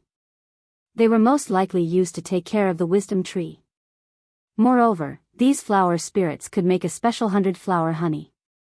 They were quite pretty, so it was fine to let them live here. They could also take care of the demonized plants in the secret land. It was killing 2 birds with 1 stone. These flower fairies were basically Tier 1 creatures. Although they looked small and cute, they were still very strong to ordinary people. Most flower fairies wouldn't change from the moment they were born. Only a small portion of them would grow stronger with the passage of time. If a flower fairy queen was born from these flower fairies, she would be Tier 3 at the very least.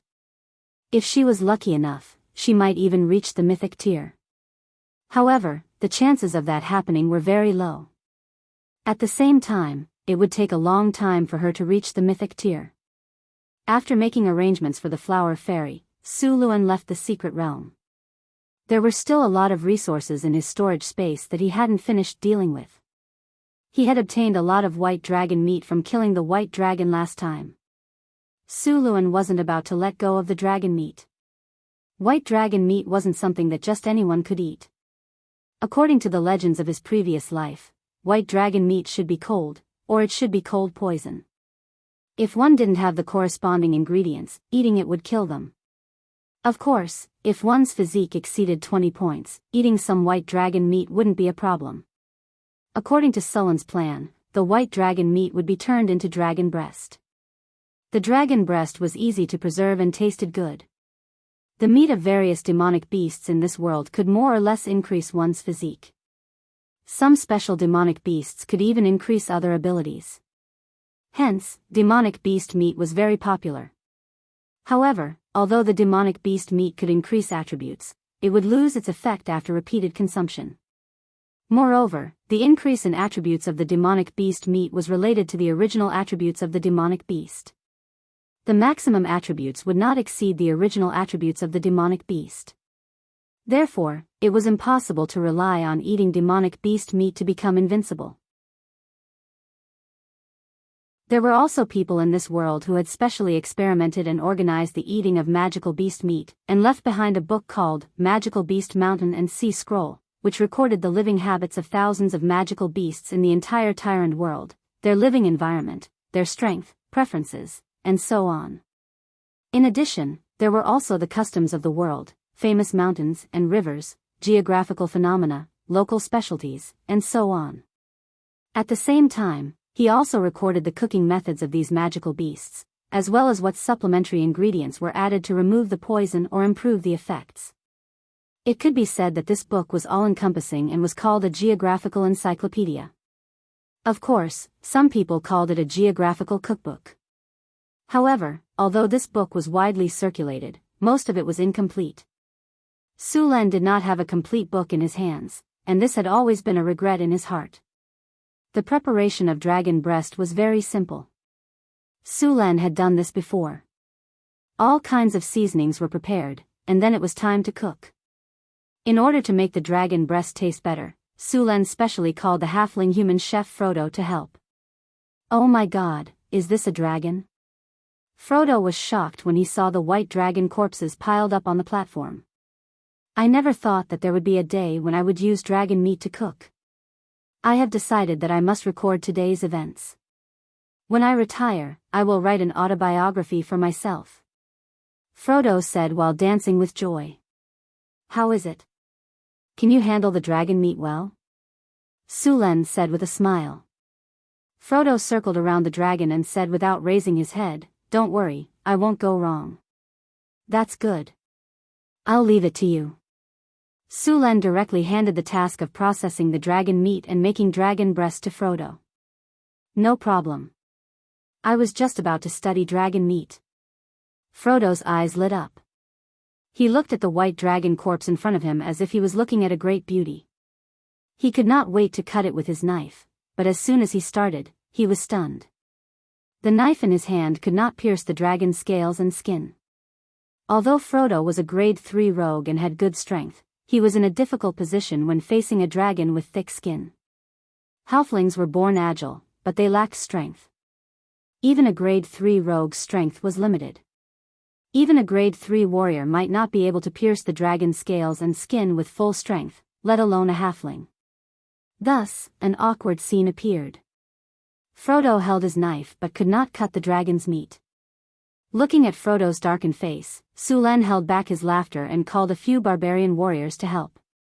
He asked them to separate the dragon's skin and flesh. With the help of a few barbarian warriors, the white dragon's skin was quickly separated. Except for some that were not suitable for making dragon robes, the rest were left for Hathaway to process. In addition, Sulen extracted all the dragon's blood. The lowest quality dragon blood was used to make dragon blood ink, which could be used to make magic scrolls. The better quality dragon blood could be used to make dragon blood potions or other ingredients for potions. As for the best quality dragon blood, it could be used to make dragon blood potions or for dragon blood baptism. Sulen divided all the dragon blood according to its quality and then stored the white dragon's heart. This dragon's heart was a precious material that could be used by Hathaway. He then picked up a crystal ball in his hand. The crystal ball was red. It contained the dragon blood that Sulen had just extracted. The dragon blood did not seem to be much, but it was the most precious blood in a white dragon. Sulen planned to use this dragon blood to give Phyllis a dragon blood baptism. The amount of dragon blood was only enough for one person. Sulen put away the dragon blood and then went to check on Frodo's work. As soon as he arrived, Sulen smelled a tempting scent. He looked up and saw a dozen large stoves on the platform. Large iron pots were placed on top of them. White dragon meat was simmering inside. The dark red soup kept boiling, and the dragon meat kept rising and falling. Frodo was stirring in one of the pots and adding all kinds of spices. From time to time, he would use a small spoon to scoop up some to taste. "Frodo, how's the preparation?" Sulen asked as he came to his side. "It's almost done," Frodo said. The large dragon heads had been turned into dragon meat. I've also cooked the small dragon heads and those that are not suitable for dragon meat. Look, this is fried dragon meat with scallions, this is braised dragon meat, and this is crispy dragon tenderloin. Frodo came to another table. There were more than a dozen plates on the table, and all of them were covered with lids. Frodo picked up a few of the lids and introduced them to Frodo. As soon as he opened the lids, Sulen immediately smelled the aroma that was far more delicious than before. It kept stirring his stomach. The cooked food was kept in special utensils. As long as the lids were closed, they could be kept for a long time. North Town Palace. During this time, the North Town Palace was very lively. Sullen's women were all there. It was the Harvest Festival in North Town. There were 3 biggest festivals in North Wind Principality. The first was the founding of the nation, the second was the Harvest Festival, and the third was the New Year. As for the other festivals, Sulen was not interested in them, so he did not pay much attention to them. Other countries had fewer festivals. Usually, it was the king's birthday or the national day. The Holy Church had many festivals, such as the Holy Birthday Day, Holy Sacrifice Day, and so on. However, these festivals were usually only celebrated within the church. Every country in the world was wary of the church. After all, the Holy Kingdom of Light had been a lesson. The kings of every country did not want to be replaced by the Holy Church. After seeing Frodo's delicious dishes, he decided to hold a banquet. After returning to the palace, he sent someone to inform the others. Then, he went back to the Hidden Realm to check on Xanthi's homework. As the weakest and the youngest among the girls, Sulen needed to supervise her. Xanthi was very hardworking. She was very cooperative with Sulen's teaching. She even had a real battle practice. Of course, Xanthi was defeated in the end. However, this was normal. It did not matter if she lost. She could learn more from him in the future. When she was familiar with the skills, her combat power would naturally increase. After a battle, Xanthi surrendered. In the end, she was led to the palace by Su Len. At this time, the palace was already brightly lit. A large group of maids were busy preparing the banquet. After Su Len gave the order, the maids went to prepare. As the chief steward of the palace, Annie was preparing all kinds of delicious food. She took out the most precious wine from the wine cellar. Of course, these were all non-staple foods. The main dish was still the dragon meat banquet prepared by Frodo. Everyone liked Frodo's dragon meat banquet. Soon, the sumptuous dragon meat banquet was served. 2 hours later, the sumptuous dragon meat banquet was over. After eating, Su Len got up and went upstairs. He whispered in Phyllis's ear, "Come to my room after you take a bath tonight." Phyllis's pretty face instantly turned bright red. Her white jade-like ears were like cooked prawns. Although Sullen's voice was very low, the people at the table were not ordinary people. They had sharp senses. Naturally, they heard Sullen's words clearly. They all looked at Phyllis with teasing and flirtatious eyes. But soon, Su Len got up and said to the others, "You can't run away. Remember to come tonight." White dragon meat was cold in nature. It tasted great and was very nutritious. However, there was also a problem. It had some side effects. People could not stand without eating it.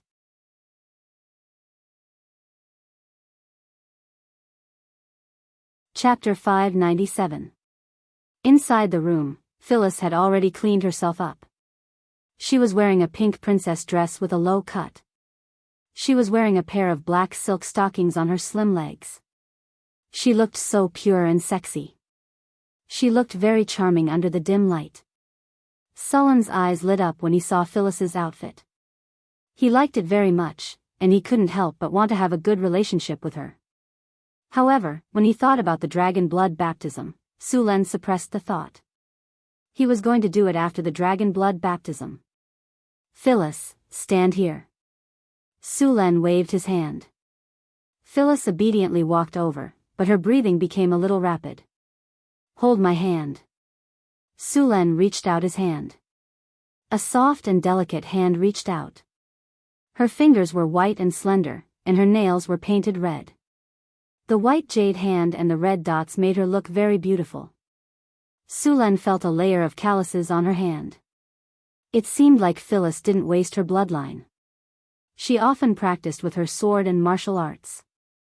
The power of thunder and lightning in Su Luan's body moved slightly, and then entered Phyllis's body through his palm. Phyllis's palm was slightly numb, and then a bolt of thunder and lightning quickly entered her body. Phyllis couldn't help but shiver. After the lightning energy entered Phyllis's body, it began to circulate in her body. After a while, Su Len opened his eyes in disappointment. Phyllis's dragon blood concentration wasn't high. Among the dragon blood wizards, this concentration was only below average. No wonder Phyllis's strength didn't increase quickly, and the awakening of her dragon bloodline talent was a little slow. After awakening a dragon bloodline, the first thing one would awaken was dragon strength, followed by dragon scale armor and dragon's breath. As one's strength increased, these abilities would also improve step by step. Aside from these, after a dragon bloodline warlock reached a certain level of strength, they would also awaken dragon's constitution, which would greatly increase their vitality. When a dragon bloodline warlock reached tier 4, they would grow a pair of dragon's wings. With dragon wings, a dragon bloodline warlock's flying ability would be improved, and their aerial combat ability would be strengthened. When they reached the legendary level, dragon bloodline warlocks would become half-dragon, which would greatly increase the dragon bloodline warlock's various body resistances. They would also be immune to sleep, paralysis, fire, according to the color of the dragon, and so on. Dragon bloodline warlocks not only had powerful spells, but they also had martial skills that were not inferior to warriors. It could be said that they were very powerful. Under the dim light, Su-Len loosened his grip on Phyllis's slender hand, and his mind raced. He needed to make adjustments during the dragon blood baptism according to the density of Phyllis's dragon blood so that she could better absorb the power of the dragon blood. Turn around. Soon, Su-Len had finished calculating the distribution ratio. He directly said to Phyllis, "Take off your clothes too." "What kind of trick are you thinking of now?" Hearing Sullen's words, Phyllis's pretty face turned crimson, and her charming big eyes rolled at him flirtatiously. Su-Len reached out and knocked on her head, and said, "What are you thinking?" "I'm going to give you a dragon blood baptism." "Ah." Hearing Sullen's words, Phyllis's already crimson face turned even redder. She instantly realized that she had misunderstood and wanted to find a hole to hide in. It took her a while to recover. Holding back her embarrassment, Phyllis gave Su-Len a fierce glare, and then turned around. She gently raised her slender arm, took a deep breath, and moved her fingers slightly. She unbuttoned her long dress, and then slightly lowered her shoulders. The beautiful princess dress slid down her body, and a fair back that was like white jade appeared in front of Sullen's eyes. With such a beautiful back, it would be a pity if he didn't take out the fire pot. Looking at Phyllis's back that was as smooth as jade, Su-Len suddenly had an idea. The loose princess dress slid down her smooth back, and soon revealed her slender waist. Then, it slid down her perky buttocks that were like full moons. This portrait of beauty made Su-Len so angry that he almost couldn't help but take Phyllis on the spot. Feeling the scorching gaze behind her, Phyllis smiled in her heart, and then slightly turned back to smile at Su-Len. Sullen's breathing immediately quickened, and it took him a lot of effort to calm down. Knowing that this was a small revenge from Phyllis for his behavior just now, Su-Len collected his thoughts, took a deep breath, and then took out a crystal ball from the storage space.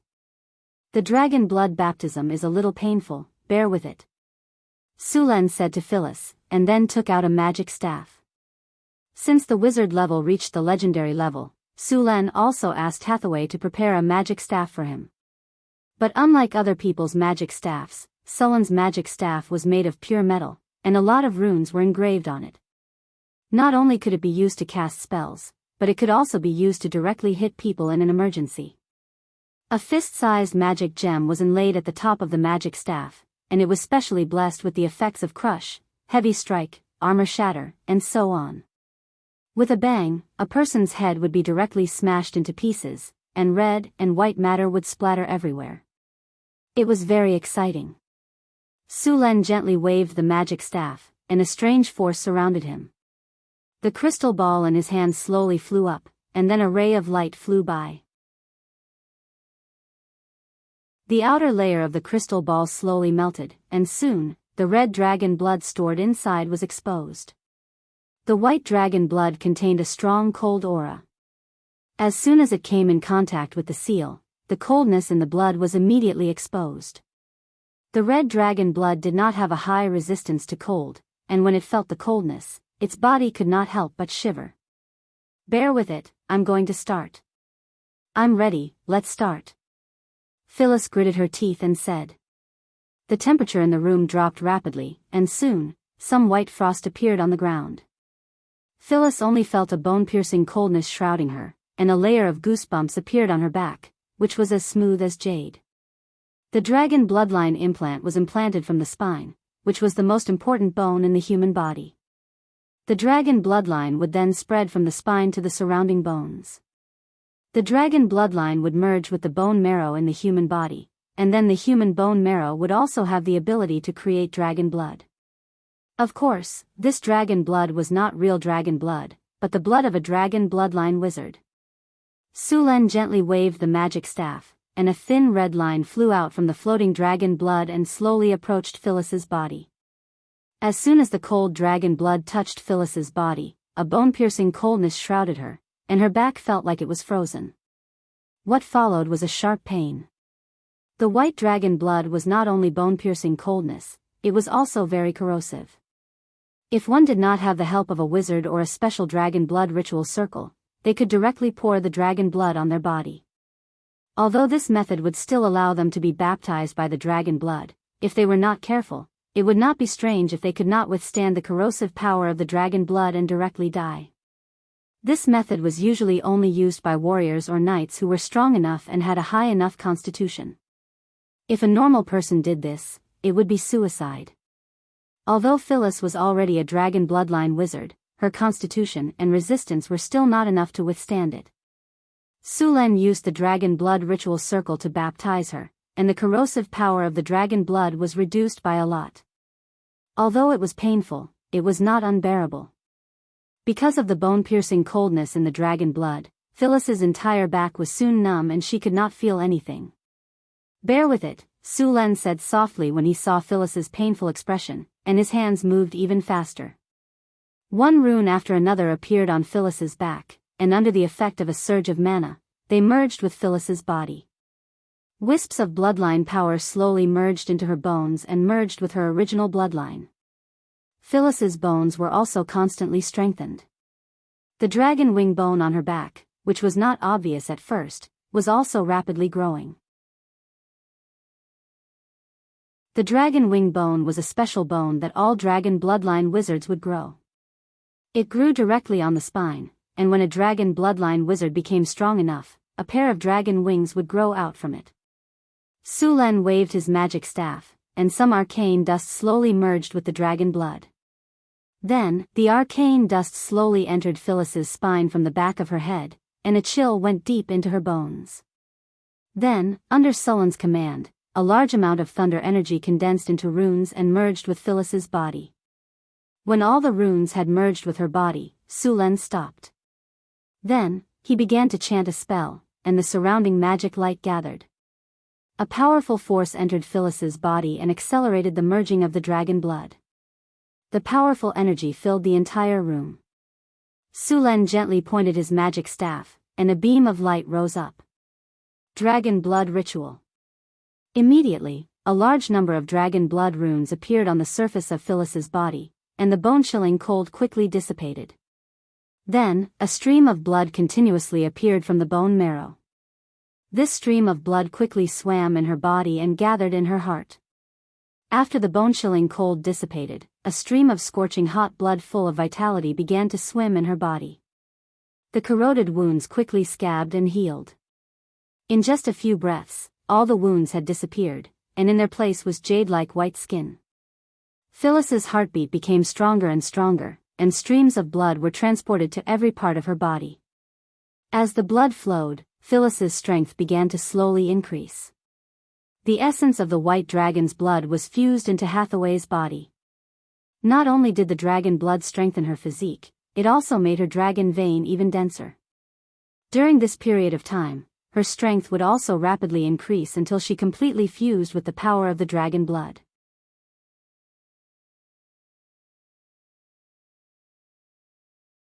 Chapter 598. After the initial bone-piercing coldness subsided, a burning sensation slowly flowed through her body. As this burning sensation flowed, a stream of power emerged from her body, making Phyllis feel as if she had been reborn. In order to maximize the effect of the dragon blood baptism, Sulen had spent a lot of effort. After carefully inspecting Phyllis's body, he personally presided over the baptism circle to maximize the effect of the dragon blood. Of course, the price of doing this was that the ritual would be more painful. If one's body was not strong enough, they might not be able to withstand it and die. However, this time, they were using a white dragon, the weakest of the 5-color dragons. After this baptism, Phyllis's various resistances had been greatly improved. It would be much easier for her to do this kind of baptism in the future. In some stories sung by bards, dragon slayers bathed in dragon blood and gained invulnerability and great strength. This kind of saying only existed in stories. If a normal person did this, there was a 99% chance that they would be killed by the corrosive nature of the dragon blood. As for the invulnerability and great strength, it was also an exaggeration. According to the data collected by Sulen, the dragon blood baptism would increase strength and constitution by about 3 points, and at the same time, they would gain the talent ability of dragon scale leather armor. The ability of dragon scale leather armor was not as powerful as one would think. At first, it could only resist arrows, which was equivalent to ordinary leather armor. However, this ability could grow. In the end, the defense of dragon scale leather armor would be very close to that of a real dragon scales. After a dragon bloodline wizard became a legend, they would awaken a half-dragon state.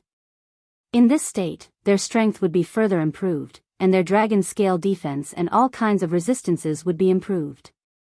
However, it was not easy to become a legend. The lowest level dragon bloodline wizard had a lifespan of about 300 years. After becoming a legend, a dragon bloodline wizard would gain a lifespan of about 1,000 years, which was basically the same as a wizard. Many dragon bloodline wizards lived longer than dragons. Dragons would enter the old dragon stage when they were 800 to 1,000 years old. At this time, dragons would usually stay in their lairs other than foraging for food. Even powerful creatures like dragons would become weak when they entered old age. However, although the strength of the dragons had weakened during this period of time, they would not rush up to fight like adult dragons or young dragons when they encountered enemies. Instead, they would choose to launch sneak attacks. However, it would be a mistake to think that an old dragon would be easy to deal with. At this stage, a dragon's magic ability would be greatly improved, even if it was the white dragon, which had the lowest intelligence among the chromatic dragons. The magic power in the dragon's blood was at its strongest during this period. In fact, the ancient dragons were stronger, but even the incarnations of the gods and saints didn't want to provoke the dragons of that period. It was the best way to use it for the dragon blood baptism. As for using the ancient dragon or primordial dragon bloodline, that was just courting death. In fact, not all dragons had the opportunity to advance to the ancient dragon stage. After entering the old dragon stage, dragons would often need to sleep. At this stage, they needed to sleep to accumulate strength for the next evolution of their life.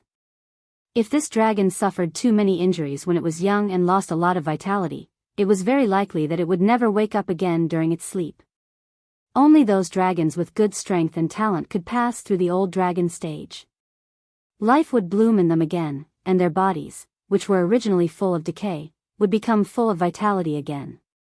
Dragons who woke up from their long sleep would enter the ancient dragon stage. At this stage, there was basically no one in the material plane who could threaten the dragons. After crossing the threshold of the ancient dragon stage, the lifespan of the colossal dragon would be extended again. As long as they were not killed midway, they would basically be able to evolve into an ancient dragon. As for evolving into an ancient dragon, that was another threshold. Phyllis used the blood of the old dragon stage white dragon for the dragon blood baptism, and after the completion, her strength was naturally improved. At this moment, she felt as if there was endless strength in her body. After completing the dragon blood baptism, Sulen asked, "How do you feel?" Phyllis nodded and said proudly, "Very good. I feel like I can punch a hole in the wall. Do you want to try? I feel like I can beat you down with one punch." Oh, she's full of herself. Sulen looked at Phyllis, who was waving her fist, and secretly wanted to laugh. It seemed that if he did not teach her a lesson, she would not know how powerful he was. Sulen decided not to go to the other rooms tonight. He would stay here tonight and give Phyllis special care for tonight. Without much time to think, Sulen, who had long been boiling because of the dragon blood baptism, stretched out his arm and directly grabbed Phyllis, who was showing off and preparing to punch Sulen and kick the dragon, and threw her directly on the bed. A sleepless night began. The whole night, the room echoed with Phyllis's begging for mercy. Early the next morning, Sulen walked out of the door refreshed, looking in high spirits. After a simple breakfast, Sulen directly took Phyllis to the training field for the test. It had to be said that the effects of the dragon bloodline baptism were really good. After the fierce battle last night, Phyllis had recovered after resting for a short while, and she was also standing on the training ground with an excited look on her face, eager to give it a try. Was the lesson last night not enough? Sulen looked at Phyllis, who was eager to try, and said with a smile, "Humph, you had an unfair advantage. If it were not for your thunder power." Phyllis's face suddenly turned red. Sulen laughed. Even the little succubus could not withstand the power of the plasma cannon, let alone a dragon disciple like you. It seemed that he had to let you recognize reality again. Not convinced? Sulan laughed in his heart. Well, I'll give you a chance. Go change your clothes, and we'll practice together. Don't worry, I won't take advantage of you. I'll definitely control my strength to the same level as yours. Really? Phyllis's eyes lit up. Of course. If you don't believe me, you can ask your sister Hathaway to judge, Sulan said with a smile. Phyllis's eyes rolled twice, and then she thought for a moment, shook her head and said, No, you're a warrior, and your martial arts are superb. Even if you control your strength to the same level and rely on your skillful combat skills, you're still not something that I can deal with. Then what do you want? Sulan picked up a wooden training sword and waved it to test the feel of it. How about this, you let Sister Hathaway cast the slow spell, gravity spell, and weakness spell on you, and then you're not allowed to use any energy. That's fair, Phyllis said directly. Well, you might as well just say that I'll stand still and let you decide. Sulan snorted and said. It's not impossible.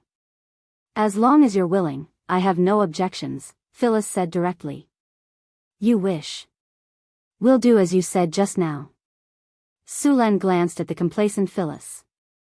Hathaway, you cast the spell. Just do as Phyllis said just now. Hathaway stepped forward with a smile on her face and looked at Phyllis with a half-smile. Then she said, This is what you've discussed.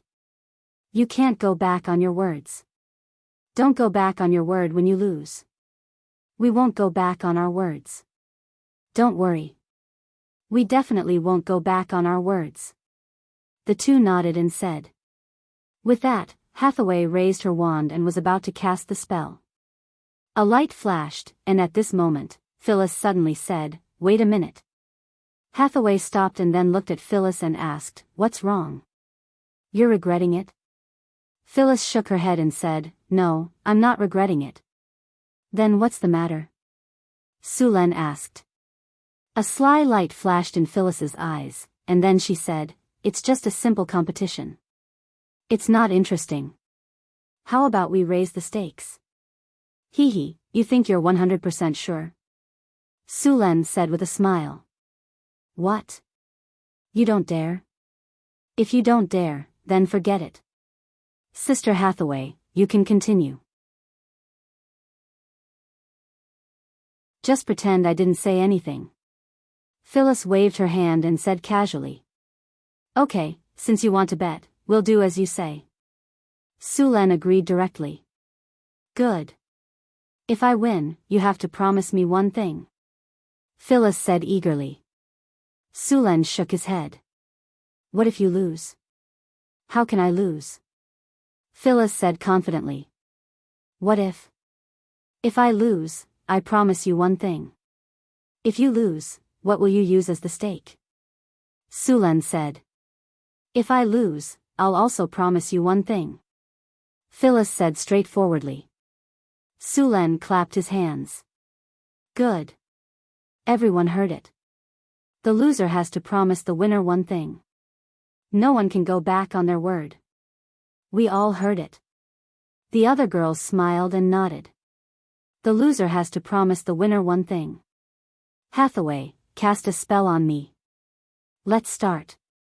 Sulan waved his hand at Hathaway and said. A few spells flashed in succession. Sulan felt his body become heavy, and then a sense of weakness came over him. Slow. Curse of weakness. Gravity. A few spells landed on Sulan's body. At that moment, Sulan felt like his body was trapped in a swamp. Every movement became very difficult. This was mainly because Hathaway's wizard rank was too high. If a high-grade wizard cast the same spell, there was a 90% chance that Sulan would be immune to it. Alright, now that the spell has been cast, are you ready? If you are, let's start. Sulan waved the iron oak longsword in his hand. I'm ready. Phyllis changed into a training outfit and walked out. The tight training outfit outlined her curvaceous body and made her look very sexy. Catch. Sulan smiled and threw an iron oak longsword to her.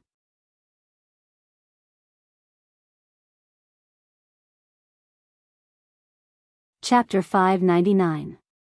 Dreams were plentiful, but reality was harsh. Although Phyllis gave Sulen all kinds of restrictions and asked Sulen to suppress his strength to the same level as hers, Sulen still won the battle, and it was a very easy victory. Although they were at the same level and there was Hathaway's spell restriction, Sulen's rich experience, skillful fighting skills, and fighting intuition could not be restrained. So in the end, Phyllis was taught a lesson by Sulen and had to agree to one of his conditions. Sulen looked at the reluctant Phyllis and said, "Now you know the difference between us. The dragon blood baptism is very powerful, but you didn't master your own strength, so it's normal for you to be defeated by me. The physical fitness of a dragon disciple is not worse than that of a warrior, so combat training is necessary. Next, I will teach you swordsmanship. Of course, it's not just swordsmanship. The drows here are also very good at fighting, and those half-elven rangers. You need to find time to practice with them every day. When you can defeat them all, you will be considered a master." Although Sulen's main weapon was a halberd, he did not give up on swordsmanship, so his swordsmanship was still very good. The Florentine royal family also collected many swordsmanship, such as the famous White Raven swordsmanship, cross swordsmanship, monolith swordsmanship, and so on. Sulen glanced at Hathaway and the others and said, "And you guys, don't think that only Phyllis needs training. You also need training. Although you are spellcasters, your close combat skills are average. You can encounter any situation on the battlefield. Once you are closed in, you will not have time to cast spells. Whether it is to familiarize yourself with the enemy's attack methods or to attack, you must master swordsmanship. And when you use up your spells, you can only use a long sword to kill the enemy." Generally speaking, in the Wizard Academy, the orthodox wizards would study close combat. A qualified combat wizard would not be weak in close combat. Moreover, among the wizards, there were some transfiguration schools. They could directly transform into some powerful races. Some transfiguration spells could even turn a wizard into a melee maniac. Some radical wizards even claimed that a wizard who couldn't fight in close combat was not a good wizard. It was best to be the type like Gandalf, who could cast a fireball with his left hand and slash with his right hand. A good wizard should be able to kill from one end of the battlefield to the other with a staff and a long sword. Northern Wilderness, Death Canyon. This valley that ordinary people had only heard of was located in the depths of the northern wasteland. The surrounding ecological environment was extremely complex. There were sunflowers, man-eating trees, mutated monsters, and many more. At the same time, there were many kinds of poisonous insects and ferocious beasts. The terrain was also quite dangerous. The cliffs were steep, and there were often falling rocks.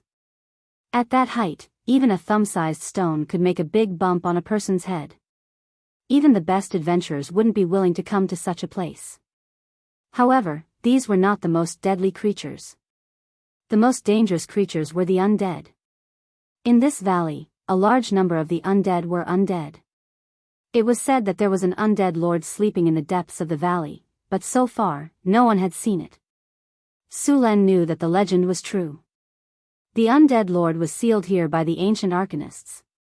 But Sulen didn't know why the arcanists didn't kill the undead lord and sealed it instead. But since then, the beautiful valley changed. The power of the undead creature radiated throughout the entire valley. Then, the creatures in the valley began to change. Undead creatures began to be born in this place. As time passed, the number of mutated animals and undead in Death Canyon increased. It became very dangerous. Some of the more powerful undead creatures would fall into a deep sleep. But as long as there was a big commotion in the valley, these powerful undead creatures would wake up. Almost every year, there would be some monsters or adventurers who accidentally entered the valley and died. Fortunately, Death Canyon was very far from Northern Town City. It was thousands of kilometers away. Unless the undead lord broke the seal, it wouldn't affect this place. At this moment, the sound of a fierce battle suddenly came from Death Canyon. Then, several adventurers rushed out of the valley. Behind them, dozens of undead creatures were hot on their heels. One of the adventurers took out a scroll and tore it open with a pained expression. He then threw it behind him. Boom! As soon as the scroll fell to the ground, a large amount of flames rose up. In an instant, a wall of fire appeared on the ground. A few undead that were close to the front rushed into the sea of fire. The flames burned fiercely, and the undead creatures quickly turned into fireballs. The other undead creatures had no choice but to stop when they saw the wall of fire. They roared at the adventurers in the distance. F***CK, I've suffered a huge loss this time. That's the magic scroll I used to save my life. When we return, I'm going to take the lion's share of the loot, the adventurer who had just used the magic scroll said, his heart aching. Blair, it's all thanks to your scroll. You can get one more, said another adventurer who seemed to be the leader of the group. Leader, we should have made a lot of money this time. We collected a total of 16 ghost head mushrooms, ghost grass, and many other magic plants. Although this place is dangerous, the harvest is really big, said another thin adventurer excitedly. This place does have a lot of good stuff, but it's too dangerous. Scar almost died in there.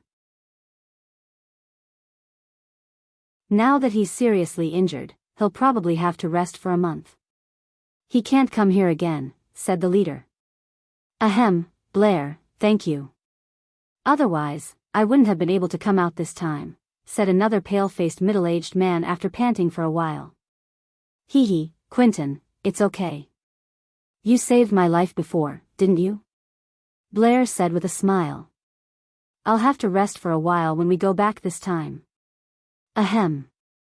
Quentin coughed violently a few times. His face had a sickly flush. Time passed quickly. In the blink of an eye, a month had passed. After Sulen stayed in the North Wind Tower for a while, he went to Deepwater City. After Deepwater City obtained the trade route to Salt City Port, the Second Fleet finally returned. This time, in addition to the fleet of Deepwater City, there were more than a dozen merchant ships from other caravans. After more than 2 months of spreading, more and more people knew about Deepwater Port. Sullen's stronghold in Deepwater Port contributed greatly to this. Last time, Sulen took the fleet to trade in Salt City Port, leaving a lot of cane sugar and honey. The sales of these luxury goods were very hot. When those merchants with sensitive information learned that the cane sugar and honey were transported from Deepwater City, they began to inquire about Deepwater City.